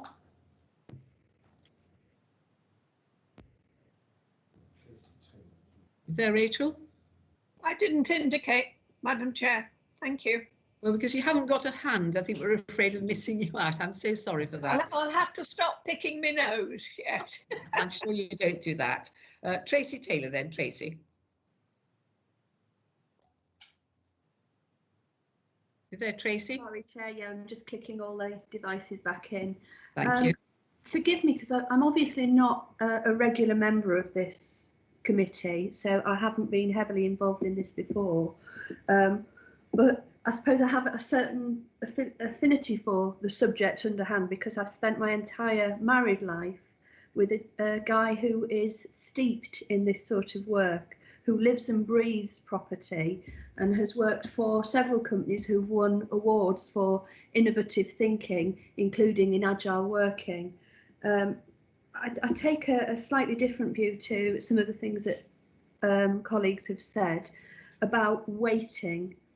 I think that a competent organisation is always thinking ahead, is always evolving their thinking. So the way I've read this report for today's meeting isn't to say this is the way it will be. It is to say this is the way we are exploring what might come. I completely agree with the principles and I completely agree with the vision. I think they are exactly right for us, and taken with the last item, the two together, I think are right for us. And I think now is exactly the time for us to start thinking about what might come next. I agree that we don't know what a post-COVID world will look like, but if we wait for certainty, we will never take action. And I do think that this is breathing new life into the way we approach property. It isn't creating any diktats, it isn't creating anything fixed, but I completely support it. And I think that we do need to embrace it, look forward, make decisions and evolve them in the future if necessary. That's the way a competent organisation works. Thank you, Chair. Thank you, Tracy. And I've only got one other speaker. Richard Jackson, would you like to speak, Richard? Yeah, thank you, Chair. I mean, Tracy speaks absolute sense. You know, sorry, Chair. Did you miss David Martin? No, David's spoken. Oh, he's got his hand up. Yes, but David's spoken. So we only speak once on policy committee because otherwise it's a point of clarification, Chair. Yes, David, but you have spoken. You were the first speaker this morning. It's a point of clarification that Sherwood Business Park is one of the most well-connected public transport spots in the country. It's right at the side of the M1. It's far more accessible than Wigate Farm. Thank you. Right, Richard Jackson. And it's one of the most congested business parks to get on and off at rush hour. I've sat on there for hours trying to get out, and you regularly hear complaints from people about how difficult it is to get on and off the site. The point about that business park is we're spending an absolute fortune on two incredibly expensive buildings which we don't own, which we lease, and which would be far better in our own property, which is very, very close by. It would be a perfect sense to do that. The point I was going to make is you can always say it's too soon. You can always say it's the wrong time to do this, but you've got to start planning something. Otherwise, you will never do it. And I think partly that's why we've got the estate that we have at the moment, which is, as I said in response to a previous item, which is very much services in buildings because buildings were available at the time, either because there were hours and they became free, or because of a lack of planning, we had to take what was available on the market at the time. And very often that was in the wrong place and it was at the wrong price. And that's the situation we've got today. It's perfect sense then to do something about it and to start planning. But this is a living, breathing programme. It's changed since February when we last reported on it. This is an update. It'll change again when we report on it next. It'll change, over 5-6 years that it'll take to build out some of these properties and to get things moved. But it's quite right we start planning now. You can always put things off, and it is almost always the wrong thing to do. The paper talks about some of the savings that arise from reducing the number of offices, but way beyond the cash savings, which are important, because if we can save 1.35 million, which this report says in office running costs, well, personally, I'd much rather we spent that money on delivering services than on keeping up expensive office buildings which aren't fit for purpose and are largely in the wrong place. But you go beyond the savings in cash to savings or improvements in the way that we work, sort of unquantifiable savings from having people on the ground where they're actually needed and where their services are needed the most, rather than tucked away out of sight in a business park somewhere in a building that we would never really have chosen if we had a proper choice. And then there are savings, environmental savings in CO2 we've talked about already today. Moving into modern state-of-the-art buildings, these will be cutting edge in terms of environmental performance. Has to be a good thing. And then staff welfare savings. I think it was Councillor Peck who spoke quite a lot of sense when he talked about, you know, I'm getting sick and tired of carrying out meetings staring into this little laptop screen. And I know speaking to colleagues, a lot of us are, and we do miss social interaction. But I think some meetings, you know, need to be in the office. I think we probably need to touch down and meet up with people, not every day, but regularly, fairly regularly, but probably in a different way than we are at the moment. So this will evolve with time. The report talks about planning for a post-pandemic recovery. You can't plan that after the fact. You've got to plan for a post-pandemic world now and then shape it and not react to it. My biggest fear in all of this, and I said this at the beginning, you know, we have for all the terrible effects of this pandemic throughout the year, we have had some steps forward in the way of working. I know it suits an awful lot of people, not everybody, and you know, we do have to think about staff welfare in the future with different ways of working. But what I don't want to see is us slipping back into the old ways of working, and then having to try and regain some of the ground that actually has been gained over the course of the year. So I welcome this report. This isn't the final version. This isn't asking for a final vote today on the whole shape of everything set down in stone, never to be changed again. This is an update on an ongoing programme, and I think we should all get behind it.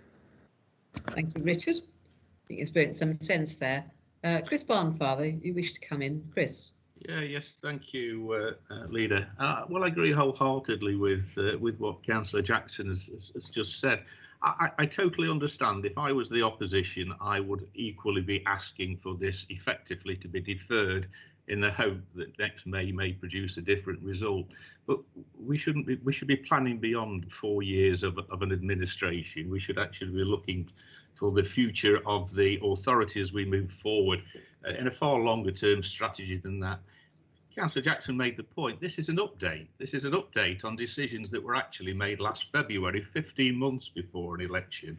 Those decisions were made, Policy Committee came to decisions. This is an update for all members as to where we are in relation to that. I understand. February this year, Chair. For clarification, it was February this year, not last February. Well, my apologies, February this year. 15 months before the next election was the point that I was making. 15 months before the election in May, which you are obviously hopeful will produce a different administration, in which case you then would be coming forward with your own proposals. But each administration can't sit on the hands for 4 years on the basis of there'll be an election, there may be a new administration. This administration is moving forward for the benefit of the authority and the service that we provide to our communities. If I was Councillor Martin, I might have some objections to moving from the Sherwood Business Park because the Sherwood Business Park is in Ashfield.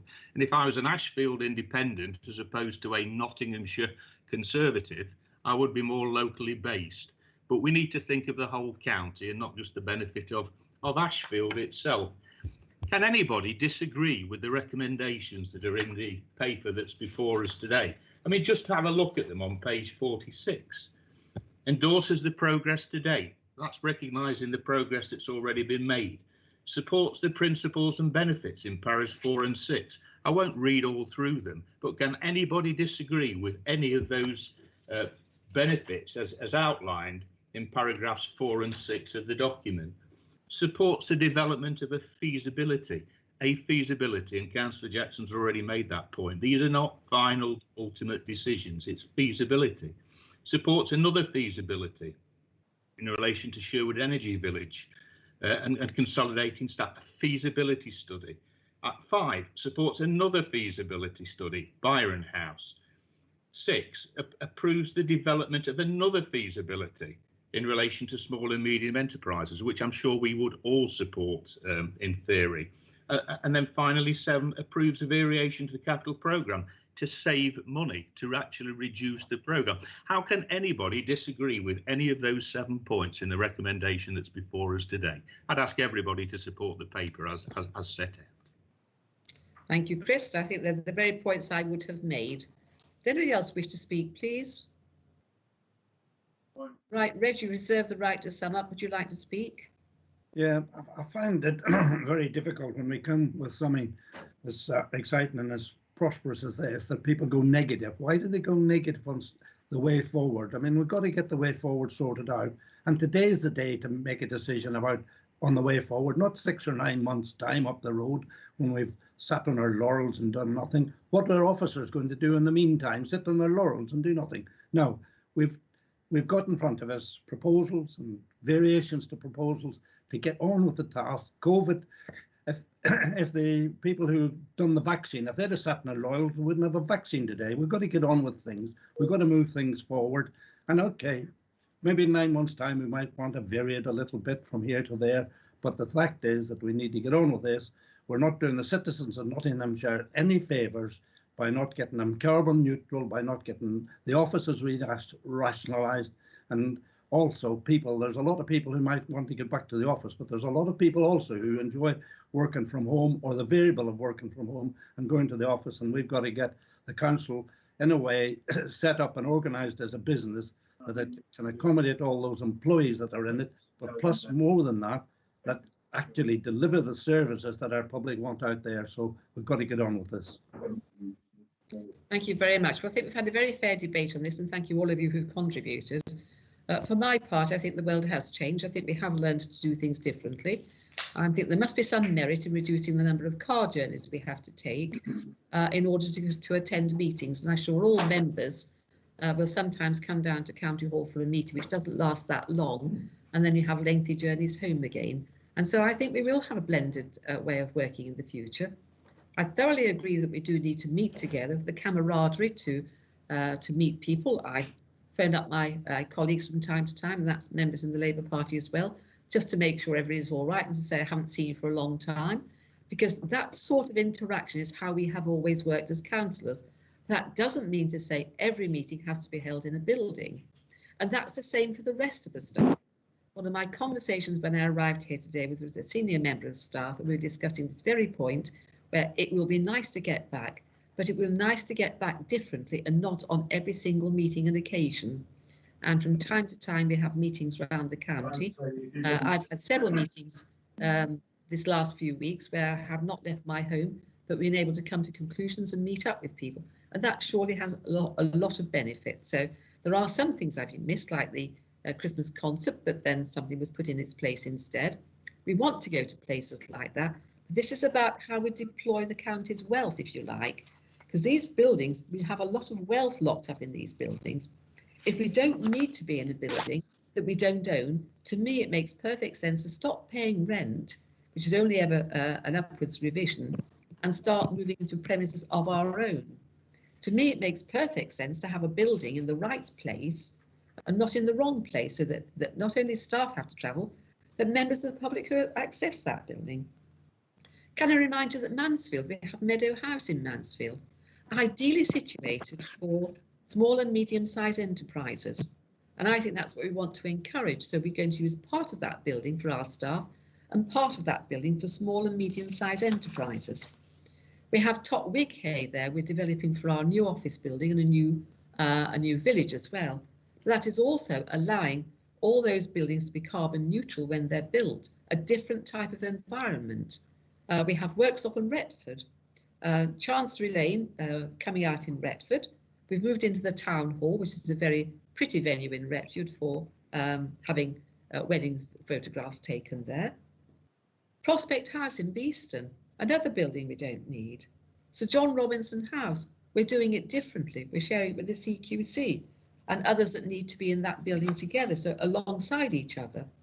And Ollerton, we have one building there we've agreed to vacate and sell, and we have a purchaser for that, but that purchase is still lingering because it's a gym. No doubt it will go through.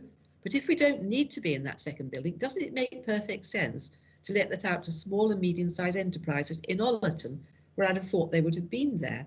And to Newark, we're going to continue to share the offices at Newark with our colleagues in the district council there. All of these, from my part, are perfectly good reasons to be looking at this. And if you don't have a plan, you can never execute it.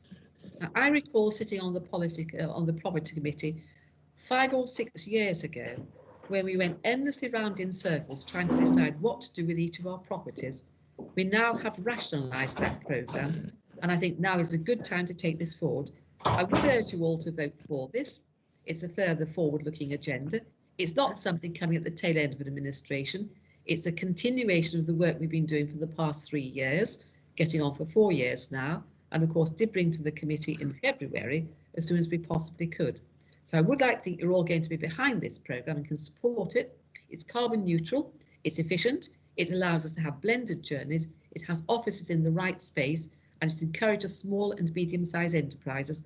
What could be better than saving £1.34 million per annum as well? So I'm now going to put this to the vote. Reg has spoken, hasn't he? Yeah. Has spoken, Reg. Yeah. I'm going to ask the Chief Executive, please, to call the register on this. And Chief Executive. Thank you, Chairman. Councillor Adair. 4. Councillor Barnfather. 4. Councillor Butler. 4. Councillor Cotty. 4. Councillor Cutts. Councillor Fole. Against. Councillor Garner. 4. Councillor Guilfoyle. Against. Councillor Harper. 4. Councillor Jackson. 4. Councillor Knight. Councillor John Knight. I'll come back to you, John. Sorry, Councillor... Anthony. Sorry, Anthony. 4. Oh, thank you very much, John. Councillor Lawton. 4. Councillor Madden. Against. Councillor Martin. Against. Councillor Peck. Against. Councillor Pringle. Against. Councillor Rhodes. Against. Councillor Taylor. 4. And Councillor Weiss. Against. Thank you. Just going to tot them up. That's 11 for, 8 against, Chairman, so it is carried. Thank you very much for that, and I shall remind you next year that you voted against improving the estate in our council.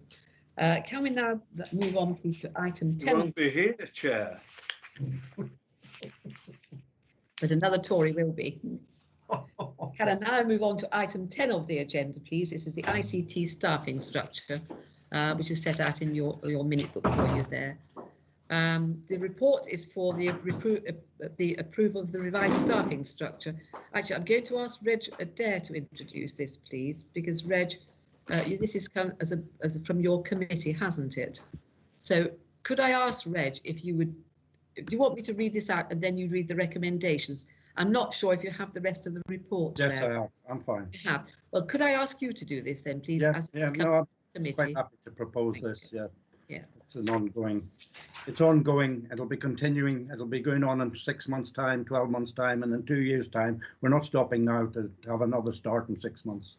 We're going to get on with it. So, the agenda item 10, it is ICT staffing structure. The report seeks approval for a revised staffing structure and implementation plan for the ICT service. Members will recall that I reported the proposed principles and structure of this function to committee in January. Since then, an interim head of ICT has been appointed and tasked with continuing the design of an ICT function befitting of a progressive and modern council. This included the establishment of a new governance model and the rapid adoption of new ways of working.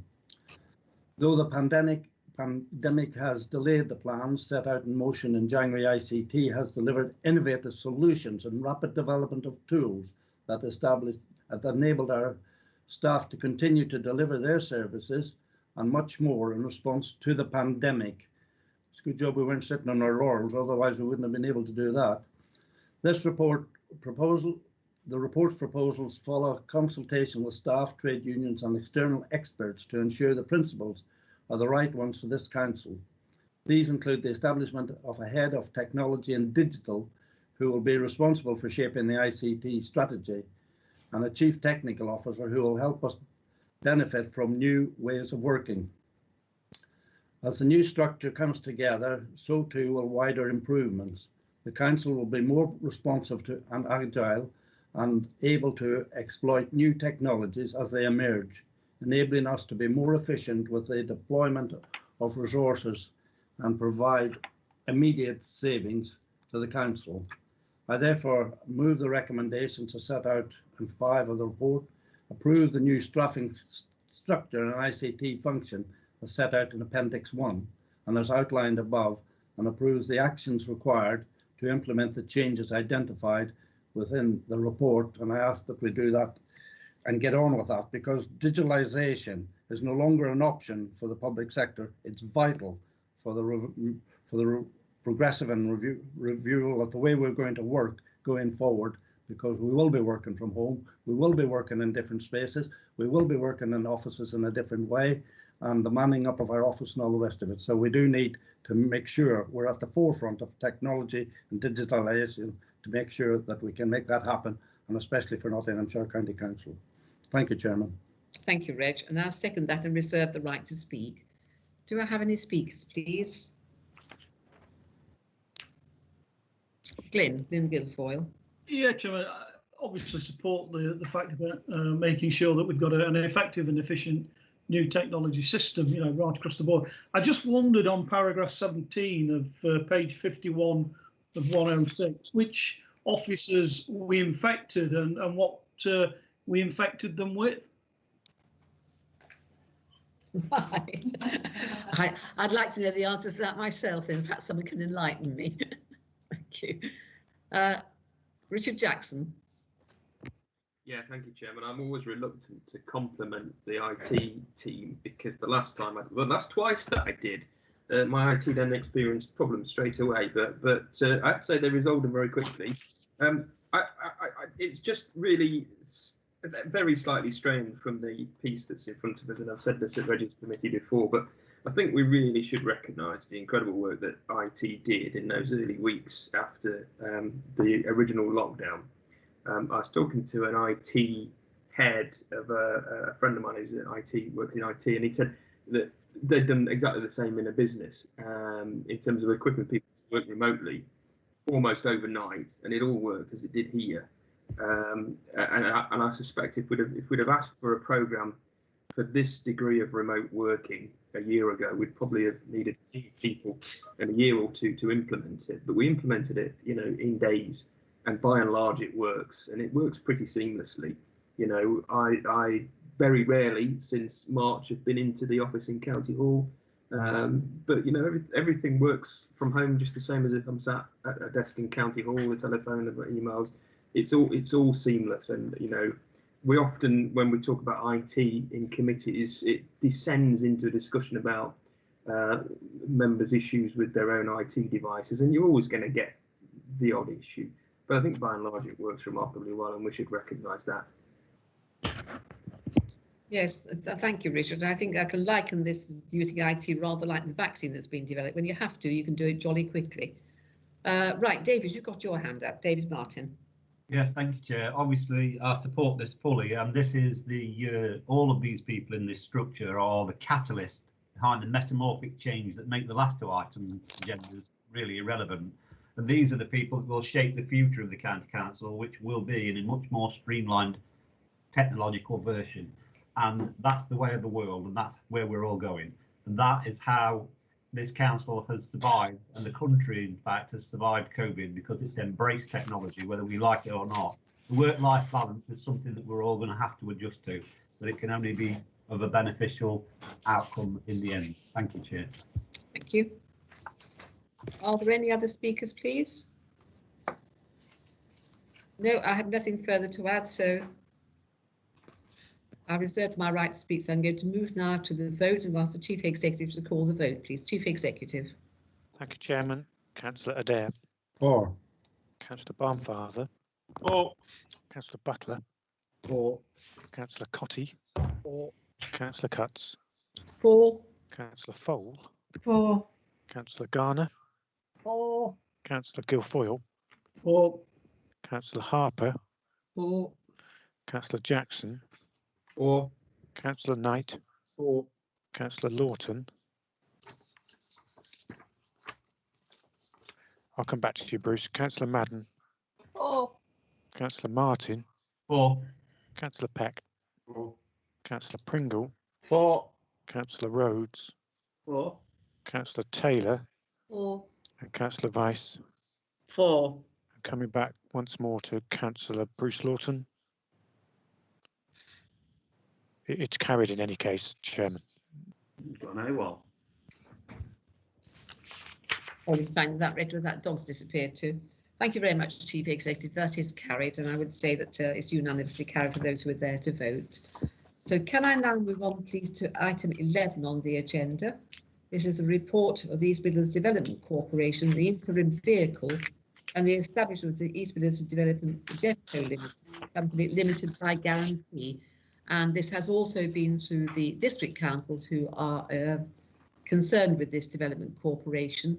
And the report updates the progress that's being made by the East Midlands Development Corporation vehicle. Programmes developing a business case for the government and development opportunities of the 3 locations in the East Midlands. And they are at Radcliffe-on-Soar Power Station site that belongs to Uniper, the Toton site, Chetwynd Barracks and East Midlands Airports. The wider application of the Development Corporation across the region is also being considered. The strategic and economic case of the Development Corporation evidences transformational benefits for the region and sets these out in the body of the report. At a high level, benefits include 84,000 jobs, 4.8 billion gross value added, and at least 4,500 homes. Establishing this type of locally led development corporation that we will need will require new primary legislation and will therefore take time. In order to maintain momentum whilst parliamentary processes are navigated, it is proposed that the interim vehicle is established to take forward the first steps to delivering the programme benefits. The interim vehicle will take the form of a company limited by guarantee, named East Midlands DevCo Limited, and will be owned by the 5 directly affected local authorities, that is Nottinghamshire County Council, Leicestershire County Council, Broxtowe Borough Council, North West Leicestershire District Council and Rushcliffe Borough Council. The recommendations include a budgetary contribution of 0.5 million per annum over 3 years to be reviewed at the end of year 1 and 2 against the progress and the relevant milestones in the company's business plan. So those are the things that are you're being asked to today, and they're all set out for you in the minute book, which, Reg, you're going to have to have the page again, the long report. It's page 821, and the recommendations are, it's not 81 at all. Page 72. 72, thank you. Don't too many pages at once.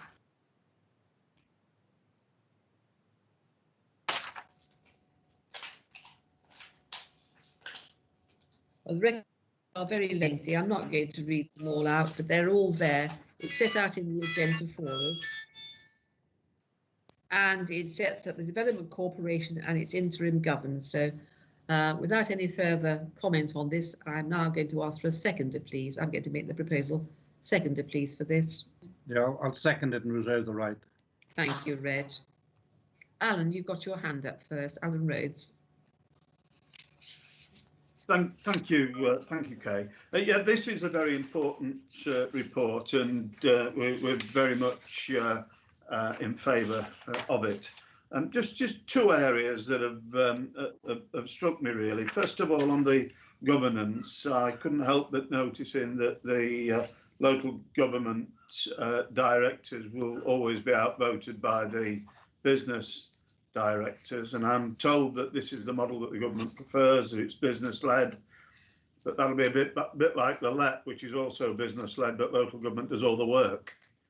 And I suspect the same will apply here, but will not have the influence that the business directors have. That concerns me. And the second thing that I really think should concern everybody in local government, and that is that paragraph 15, the last 2 bullet points, that the Development Corporation's given itself planning powers, planning making powers and operational enforcement powers to include the ability to approve planning applications. That includes the ability to determine planning applications and grant development orders. And yes, okay, it does say that it avoids multiple applications to separate local authorities, but actually what they're doing is sidestepping democratically elected members of planning authorities who are accountable to the residents of those areas. Whilst I recognise that there are some logistical benefits to doing that, I do think that it's an area of concern that the representatives of the communities that border this huge scheme will in effect have no power when it comes to the planning applications, other than through their leaders who will serve as directors but who will always be outvoted. Thank you I'm not quite sure about the planning powers there, Alan. Can I ask Adrian, please, if you're in the room, aren't you? Could you come in here and just explain to us what powers it does have regarding planning? So first and foremost, thank you, Leader. So first and foremost, the interim vehicle that is being established here as a result of this report will not have any of those statutory powers. Those statutory powers will only come following the primary legislation that Councillor Cutts referred to in her introduction. So at this stage, there are no statutory planning powers. Those will rest with the relevant local planning authority for the duration of this interim vehicle. It is, though, the intention following that primary legislation, a new form of locally led urban development corporation would be established, which would have plan making powers, which is set out in the report.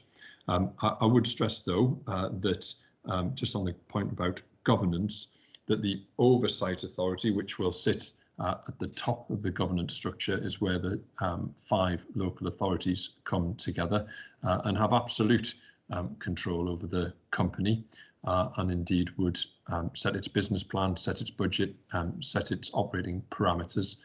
The board that you're referring to, Councillor Rhodes, that includes a majority in favour of independent directors, would be charged with the delivery of that business plan that was agreed by the 5 elected representatives. Hopefully that clarifies the point. So I think, Alan, the point is that it's being sort of given to us here, and I think this is a really important point. It is the locally elected members who will have the planning powers, and the board will carry out the actions of that decision at that board level. Because I think this is how it makes it different from our other development corporations in the country, because I in the past have been concerned that someone has come forwards and just sort of, if you like, cast aside local people, and this is not going to do it, which is why it requires primary legislation. Well, that's not, sorry, thanks for clarification, Adrian, and thank you for your comments, Kay. But just to come back on that, that's not what it says here at the last 2 bullet points of paragraph 15. I recognise that in the interim arrangements that won't be the case, but ultimately it will be the case that the Development Corporation has planning powers, and it says here that it will have the power to grant planning applications and development orders, determine planning applications and development orders. Clearly says that. Can you clarify that again, Adrian? Yeah, absolutely. So of course, both of those points are true. But as I say, the strategy, the business plan, the operating environment for this will be set by the oversight authority that in this new model as a locally led urban development corporation will be set by those 5 leaders, if it is indeed the leaders who sit on the oversight authority. In an urban development corporation, the model that's currently on the statute, that function is performed by the Secretary of State. So if you go back to the basic tenets here of why do we want a development corporation, then ultimately it would have planning powers that would either be determined nationally or locally. I would stress as well, though, that local communities will still have a voice. There's still statutory consultation that takes place. That will, though, be discharged by the Development Corporation within the red lines of the sites that are in scope. So it is purely within the defined red lines of the 3 sites that we are describing. So my concerns are correct. Thank you for that, but it doesn't change anything that I've said. Right, okay. Who else would like to speak? What other hands do we have out? Yeah, I know that. I've only got one more hand. You got Richard Jackson. And Muriel. Right, Muriel, please, and then Kate. So thank you, Kate. That last exchange just leaves me more confused than I was. Is it that the paper is not clear about the stages of this, or are my original concerns, which I share with Councillor Rhodes, still standing? Does there need to be some more clarity? Because does there need to be some more clarity? I understand the fears, and these were the fears that I also had when I spoke to Robert Jeremy, probably about 3 years ago now, that it would be taken out of members' hands, because I agree with Alan, that's exactly what's happened to the LEP, that the members do not have that control over the areas they're elected to serve. I understand on this occasion, the board, which is the local authorities, will have, if you like, will set the plans and the ideas and direct the board how to operate, and the board will have to operate within those parameters set by the leaders of the councils. I think that's what's being said. If the paper's a bit hazy, I'm sorry about that. This is a new thing for all of us. That's my clear understanding. Adrian, have I got that right or wrong? So indeed, and it's worth stressing that these proposals have been drawn up jointly with the 3 local planning authorities who are directly affected by them. They have agreed unanimously with the submission of our outline business case earlier this year, and indeed are taking a very similar report to this through all of their cabinets or committees. I believe it's already gone through in Broxton and I think in Rushcliffe too. So I would want to stress that this isn't something that is being kind of pushed through by the County Council alone by any sense. But it's probably important just to go back to the original premise of why we want a development corporation. We want a vehicle that is going to be able to capture and bring forward for development these 3 incredibly large sites that require a huge amount of public and private sector investment in infrastructure in order to generate the kind of jobs and prosperity benefits that Councillor Cutts has referred to in her introduction. And you can't do that without an appropriate delivery vehicle. Bear in mind that these sites are in 3 different local planning authorities. They're in 2 different counties with infrastructure and highways authorities. They're in 2 different LEPs, but they are very much in close proximity. So we need to find a vehicle that can bring all of this together and provide the certainty to the private sector to come and invest in these propositions. And in order to do that, we had to do an options appraisal on what would be the most appropriate vehicle. And there are only a certain number of models that are on the statute. If we'd gone down the road of an urban development corporation, then that would not have been locally led, and all of those powers would in effect sit and only be governed by the Secretary of State. That wasn't something that local partners and local councils could live with. They wanted something that had a local locus of control. And so that's why we've proposed to government this new form of urban development corporation, which has a locally led governance component to it. So yes, we'll have a vehicle that has, or we are proposing to have a vehicle ultimately that has planning powers within the red lines of the specific sites that are being considered. But there will still be that local leadership through the oversight authority, which is outlined in the governance part of this report. Let me stress lastly, though, this report focuses on the establishment of an interim vehicle that will not have any of the statutory powers that we are discussing in this exchange, because we can't get to that point and make that decision until such point that the primary legislation has been passed by government. So if I draw members back to the core focus today, it's on the establishment of the interim vehicle and the company that will help drive us forward. There will be a further debate and decision to be taken, along with a kind of formal approvals process, which will consider those statutory planning powers in due course. Thank you for that further explanation. Thank you. Thank you, Muriel. And now I have Kate, please. Kate. Thank you, Chairman. I think this is really useful discussion, because I think, as many of us have known to our cost, that if you don't get the governance arrangements right, then things can really go very badly wrong. So I think it's really important that we understand really here what we're taking on. And I must confess, I'm still a bit fuzzy. Just a couple of concerns. Although the overall idea, this should be very exciting, shouldn't it? And I don't want to say that I'm not supporting this, but I think we need to unpick it and understand it if we're all going to be on board with it and get the best out of it, really.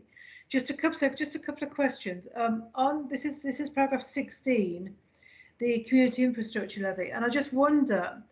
We all know how much conflict, arguments, and potentially there can be in how you spend that, how much money that is, and how much is spent. And I just wonder if there's any kind of conflict there. Say, for example, between school places. I mean, I can just think there's going to be a need for new schools. I'm just wondering how Broxtowe Council is going to kind of make sure that their requirements, their needs for their residents and the residents' children are actually properly met. And when they might not be that involved in the decision making here. And just other thing, I could just do with a bit of translation, Adrian, if that's okay. Paragraph 36, and again, this comes back to how we understand how decisions are made. Could you just unpick that? It starts about the investments into the Development Commission should be with the project section made in accordance with the market economy operator principle. And then at the end it says, which is why alarm bells rang a little bit. That said, there is a reasonable amount of flexibility in decision making. I just wonder what that paragraph actually means. Thank you. I think the point, Kate, is this is going to be an incorporated company operating under country rules. Is that right, Adrian? So yes, in terms of that last point, this is a section that relates in effect to things like state aid considerations, because we're creating a new company that will operate as under company law, and therefore we need to be clear about on what basis we are funding it, and we have to make sure that's covered under state aid regulations. So these comments have been designed and tested to offer comfort and assurance to you as members that we are not going to fall foul of any state aid regulations, and the market economy operator principle is one of those provisions. Hopefully that offers you that kind of comfort. This has been thoroughly tested by our colleagues in legal services, and indeed the exempt appendix will point to some of the other legal advice that we've received from external lawyers. Just on the point about SIL, paragraph 16 is outlining some of the other vehicles or other routes that would have been available to us or that we've considered to try to deliver the kind of development at the 3 sites at scale and pace, and have indeed discounted. So the model you're homing in on is the locally led New Town Development Corporation. That's a model that... Oh, morning. I'm in the policy committee. Can you mute yourself, Muriel, please? Can you? Thanks, Muriel. And that's a model that does exist. It was created by the government a couple of years ago, but indeed wouldn't satisfy and wouldn't meet the aims and objectives of this development corporation. So that's a model that we've ruled out, and that's why the report moves on to talk about the creation of a new vehicle. Again, I don't want to get too drawn into debates about planning powers and how SIL or Section 106 might work, not least because the model hasn't yet been created under that primary legislation. But also this is all subject to planning reforms that the government have been out to consultation to consider. But hopefully, Councillor Ford, that addresses your concern around SIL. Thank you, Adrian. That's helpful. You're happy with that, Kate, are you? I'm still not sure I entirely understand, but I'm happy to have that conversation with Adrian outside this meeting. I think there's quite a lot of iterations to go through before we get there, because it's new legislation. It's got to go through Parliament first. No doubt it will have tweaks put it in the House of Commons and the House of Lords, and before it comes back and becomes law. So I think it's fairly, it is a longer term programme, if you like, but it's something that we think we should be supporting along the way. I've got one other speaker, Richard Jackson. Is there anybody else wish to speak, please? Oh, no. Oh, perhaps I'll bring David. Have you had your hand up for a long time? I'm sorry. David Martin.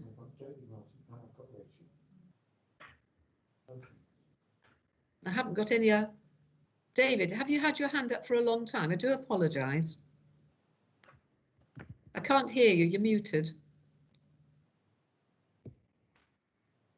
Adrian, could you just explain? No, ask me. I'm chairing the meeting. What's your problem? Okay, yeah. So, well, obviously this is connected to the Freeport idea. You think you can just explain a bit more about what the Freeport is around that area and what impact? Can I say the Freeport, David, is not on this agenda. No, I know. This is about the Development Corporation.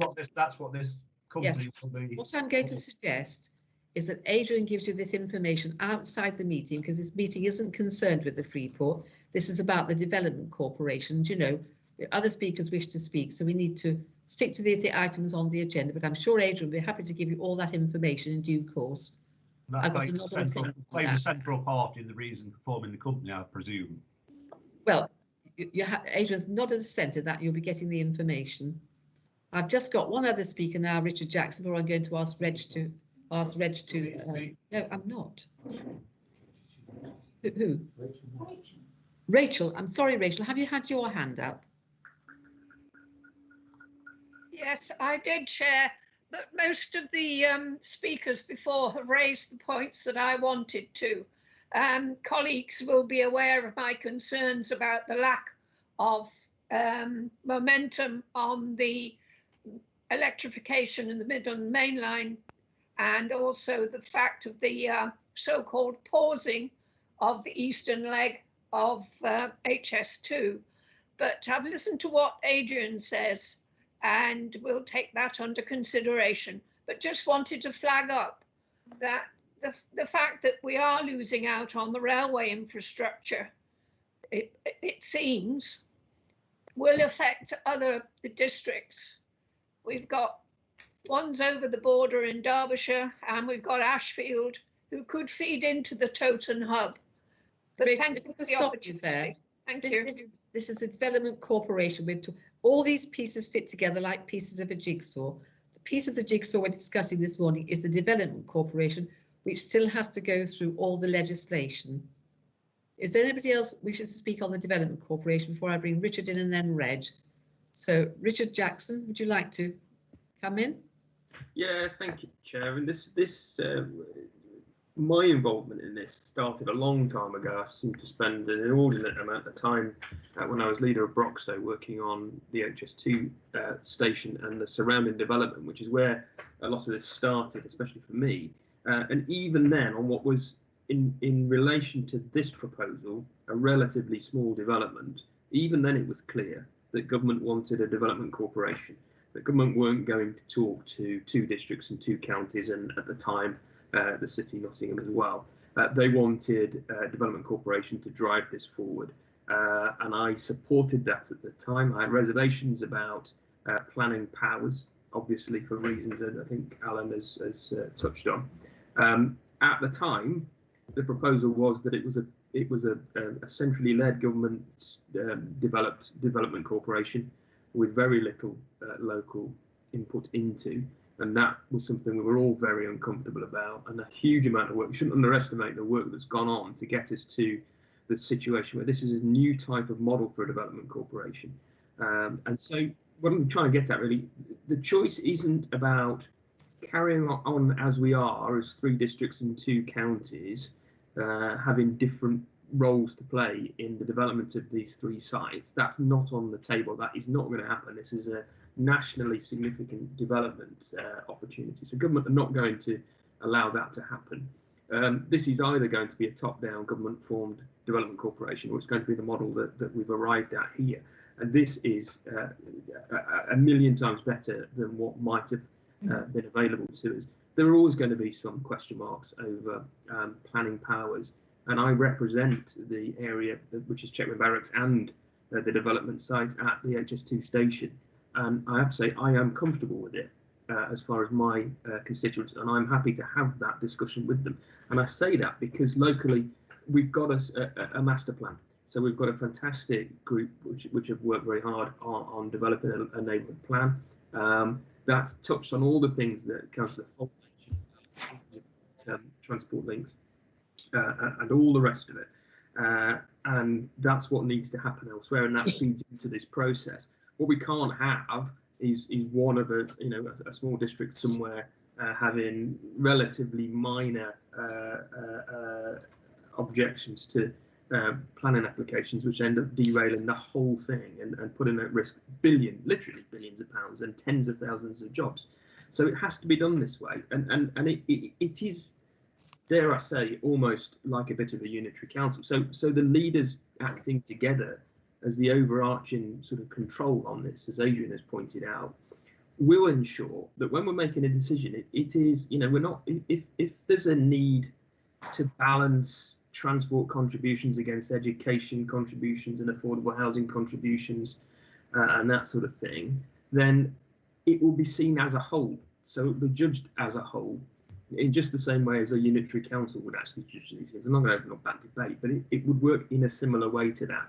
So you're not going to get a district holding something up because it wants, a relatively minor open space contribution, for example, which might jeopardise a huge, hugely beneficial regional scheme. So I really am very happy with it, and I'm happy to recommend it. And locally district councillors have concerns over it, and I've had that discussion with them because I can see this is the only way to go.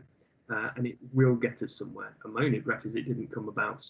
We've been talking about it for several years, but it's here now, it's on the table, and it's vital that we grasp it and that we push it forward and we get the absolute maximum. There are concerns. Councillor Owen isn't here today. He wouldn't hesitate to tell you the concerns that his constituents have over the route of HS2. And quite honestly, we can work to mitigate that, and we are doing. But the best mitigation for that is obviously going to be to get as many jobs and as much economic development that arises from HS2 coming as we possibly can. This is the vehicle to do it, so I'm fully behind it. Thank you. Now, I have only called for one last speaker. We've got Mike Pringle has his hand at once. I'm going to make this the last speaker. I'm going to ask Reg to sum up there because he's reserved the right to speak. So, Mike Pringle. Thank you, Leader. And just to applaud Councillor Jackson the way he came across there.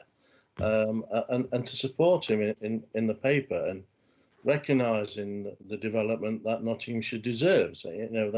That's recognised by us all. So I do applaud Richard and the way he put that across. But the issue raised was not necessarily to do with the overall outcome of what Richard was talking about, but was raised on two issues which are written in the paper. I think we can all gauge that we all do support the paper, but it was right to raise these issues, and I think that should be recognised prior to the vote, to be honest. I don't disagree with you, Mike. The whole point about debates is people do raise issues, but this is, if you like, it's an evolving iteration. It's not the final document. We are all in the process of feeling our way forwards. So can you bring Reg in now? Reg, you've reserved your right to speak.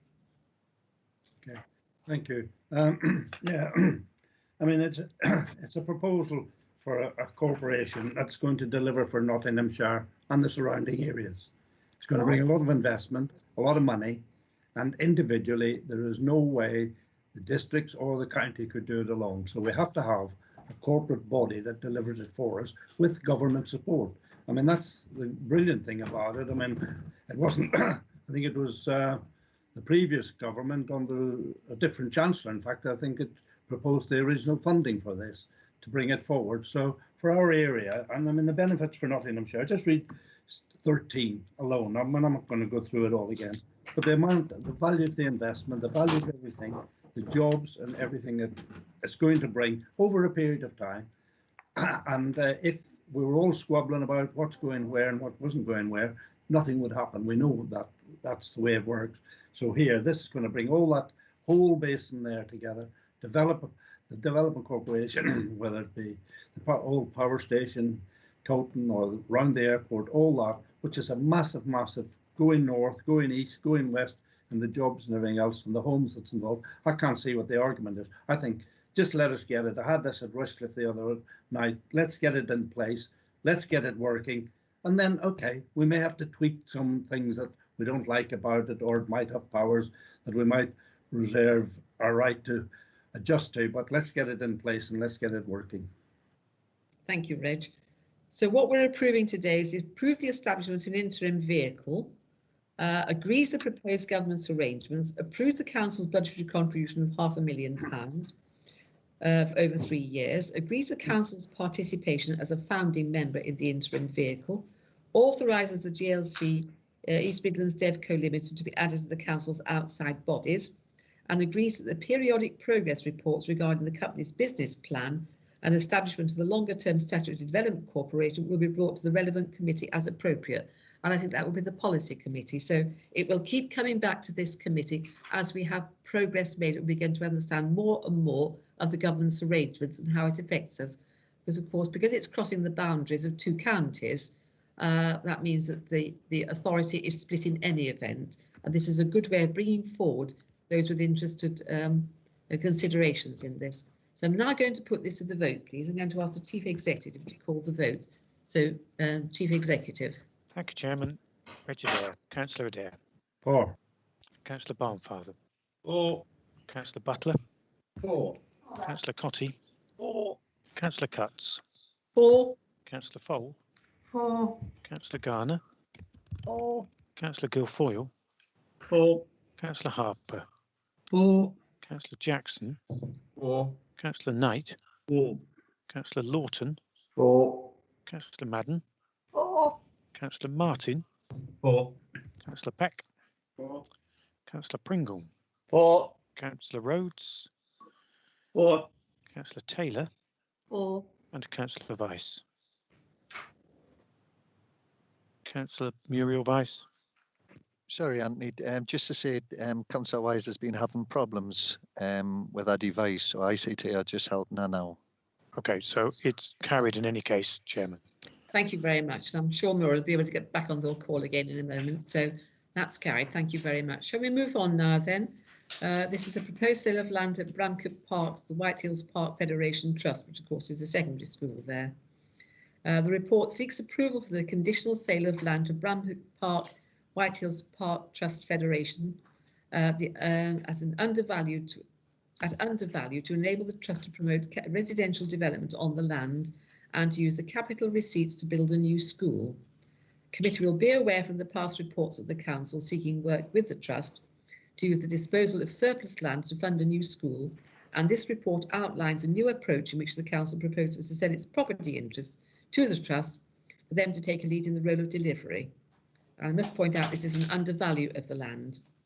As outlined in the report, this will involve the council selling its land at the undervalue for which the Secretary of State approval will be required. And the report outlines the reasons for the council to take this course of action and sets out the anticipated well-being outcomes as expected, with the heads of terms which protect the council's position being provided in the exempt appendix to this report. I'm going to propose that and I'm going to propose the recommendations as set out in your minute book, which are on page 81 of it. Actually, it's 80, not 81. And it's a conditional sale of the council's freehold interest in plots 1 and 4 of the attached plan, subject to the safeguards outlined in this report, and the exempt part of the report as well, subject to 77 consent under the paragraph 4, Schedule 1 of the Academies Act of 2010, and consent to the Secretary of State for Housing, Community and Local Government in respect of disposal at an undervalue, and delegates authority for this to the Service Director, Investment and Growth, in consultation with the Group Manager for Legal Services, to negotiate and approve detailed terms for the necessary legal documentation to give effect to the decision in accordance with the safeguards as set out in this report and the exempt appendix. And I've had notification from Steve Parr, as he's affected by this, to ask whether he may speak at the meeting, and I'm very glad to have Steve's input to this. Before we ask for speakers, though, could I ask, do we have a seconder, please? Yeah, I'll second the report and reserve my right. Thank you.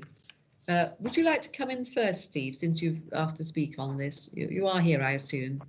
Yes, I am. Thank you. Thank you, Chair.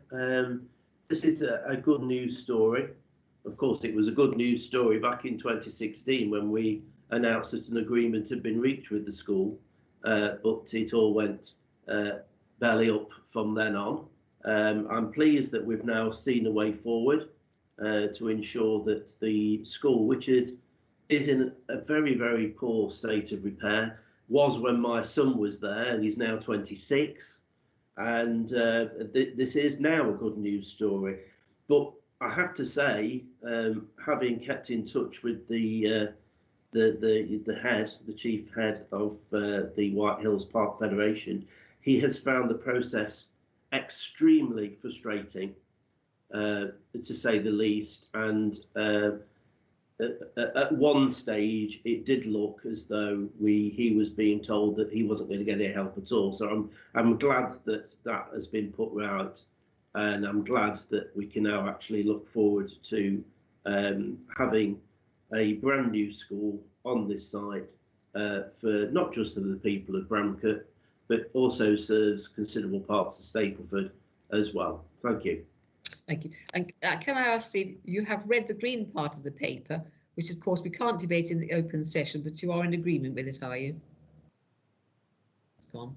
I haven't seen the that because I asked to see the exempted and I wasn't allowed to. Very well, thank you. Which I found a little bit frustrating, because as the only Liberal Democrat, the only committee I'm on is Governance and Audit, and that's the only committee that I can see exempt papers on, and I don't think that's transparent at all, but that's another issue. Okay, thank you for that. Right, I've got Richard, your hand up, Richard Jackson. Yeah, thank you, Leader. No, I'm really pleased to see this. Can I just correct something in the title? The title is Proposed Sale of Land at Bramcote Park. That's because there was a school called Bramcote Park, which this land belonged to. We're not selling Bramcote Park. I wouldn't like the local population to think we're selling a part of the park. It's not the case. It's surplus land at the school on site there. I've been quite involved in this for some time. It has been a bit of a frustrating process. I would say it never went belly up, as Councillor Carr put it, and there was never a point at which the head was told that we weren't going to support having a school on site. What officers have been trying to do over the last few years is to make sure that we were protecting the council's finances and also the schools, to make sure that we got a solution which was viable and was deliverable, and that's what we now have, and that's what's brought out here. What the paper doesn't allude to, and I understand why information in the green appendix is exempt, but it's not exempt to say that it's being sold at a nominal figure to the school to allow the development of the school site. And that's the right thing to do. The school is in a state. I know the site very, very well. I'm about half a mile away from it where I'm sat now, and throughout lockdown, I think I walked around the general site probably every day, if not twice a day, sometimes. So I know the site very well, and I can see the problems. And the school that's proposed there is going to be a big improvement. It's also going to be possible to build it in a way that future-proofs it, because there's a lot of development taking place, not least on the land that's involved in this sale here, and it'll probably be over the next 10 years that's developed, so it'll allow the school to grow as housing grows locally as well. So pleased to see this, and I should be pleased to see progress in the school coming out the ground. Thank you. Anybody else wish to speak on this? Yes, I have my hand raised. John, yes, John Peck. Yeah, please come in. Yeah. Yeah. Okay. Thank you, Chair. Yes, I support this. I visited the school at the invitation of what is now the present Chief Executive of the Trust several years ago, and I can certainly concur with Councillor Carr that the school then, quite a few years ago, was in a poor state of repair. There's no doubt about that. And so, as Councillor Carr says, it's a good news story because we want all of our children in Nottinghamshire to be in not only good schools academically, but good schools or better in terms of the fabric of the building, the working environment for children and staff. So I absolutely agree with the report. But as an aside, it's interesting, isn't it, when we see these cases that here is a school which is an academy trust or part of an academy trust, schools which have chosen to leave local authority control. With all of that, you know, when you make that decision, you have to be prepared to take the rough with the smooth. And schools such as this become under the auspices of the Secretary of State. And when they leave the local authority, as you know, they go on a, we're giving them away anyway. We're giving the school away anyway. They're on a 125-year lease. They go with all of that. And if the school is in deficit, which this one wasn't as it happens, but if the school is in deficit, the local authority is obliged to pay all of that off as well, which seems an absurdity to me. So we give away a public asset, which we paid for in the first place. We built the school in the first place. You give away a public asset. And then when the Secretary of State doesn't cough up the money to rebuild a school, which quite plainly, as I've said, does need rebuilding, in some cases, and in this one in particular, who do they come to for assistance?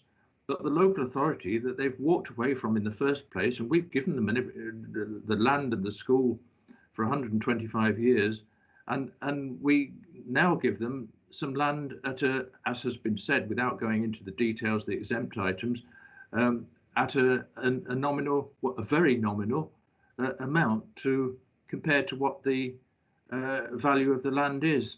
So yes, the local authority is performing a very good, I would say, magnanimous act to make sure that our Nottinghamshire children are working in a good working environment, and that is absolutely wrong, right.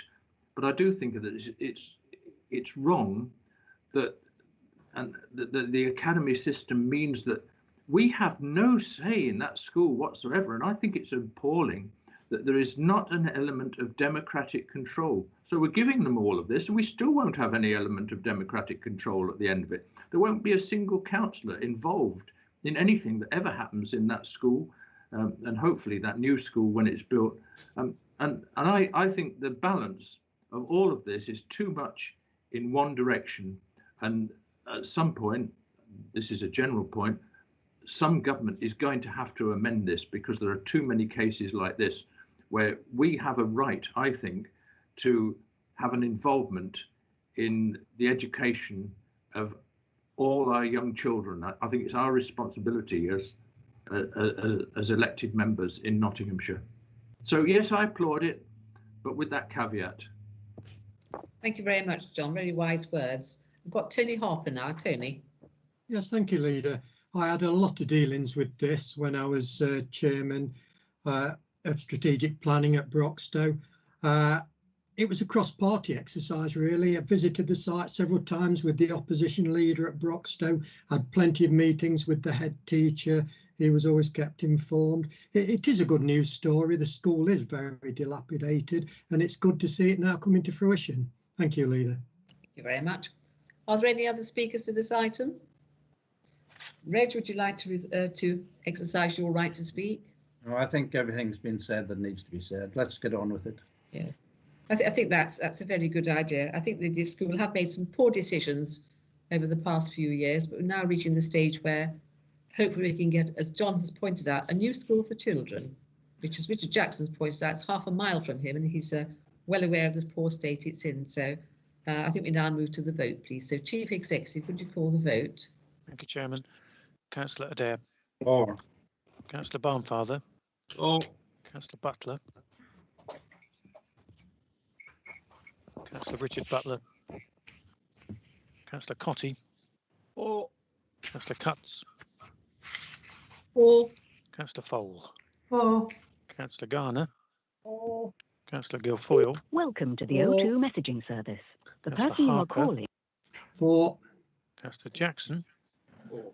Councillor Knight. For. Councillor Lawton. For. Councillor Madden. For. Councillor Martin. For. Councillor Peck. For. Councillor Pringle. For. Councillor Rhodes. For. Councillor Taylor. For. Councillor Vice. For. And if I could go back to Councillor Richard Butler. Yes, sorry, yes, for. My microphone didn't work, but for. Thank you, Richard. That's unanimous, Chairman. Thank you very much. Let's move on now then to the work programme, which has been set out for you. We have one thing to consider extra on, that is the decision we've taken today to bring forward a report from the cheesecake, the first item on the agenda. So that will need to find its way onto the work programme in 6 months' time. Is there anything else anyone wishes to add to this?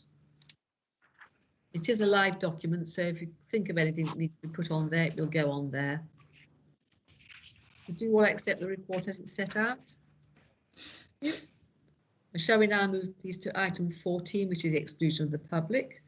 This is the group that therefore invite the committee to resolve that the public be excluded for the remainder of the meeting on the grounds that the discussions are likely to involve disclosure of exempt information as described in Schedule 12A of the Local Government Act of 1972, and the public interest is maintained in the exemption outweighs the public interest in the disclosure of information.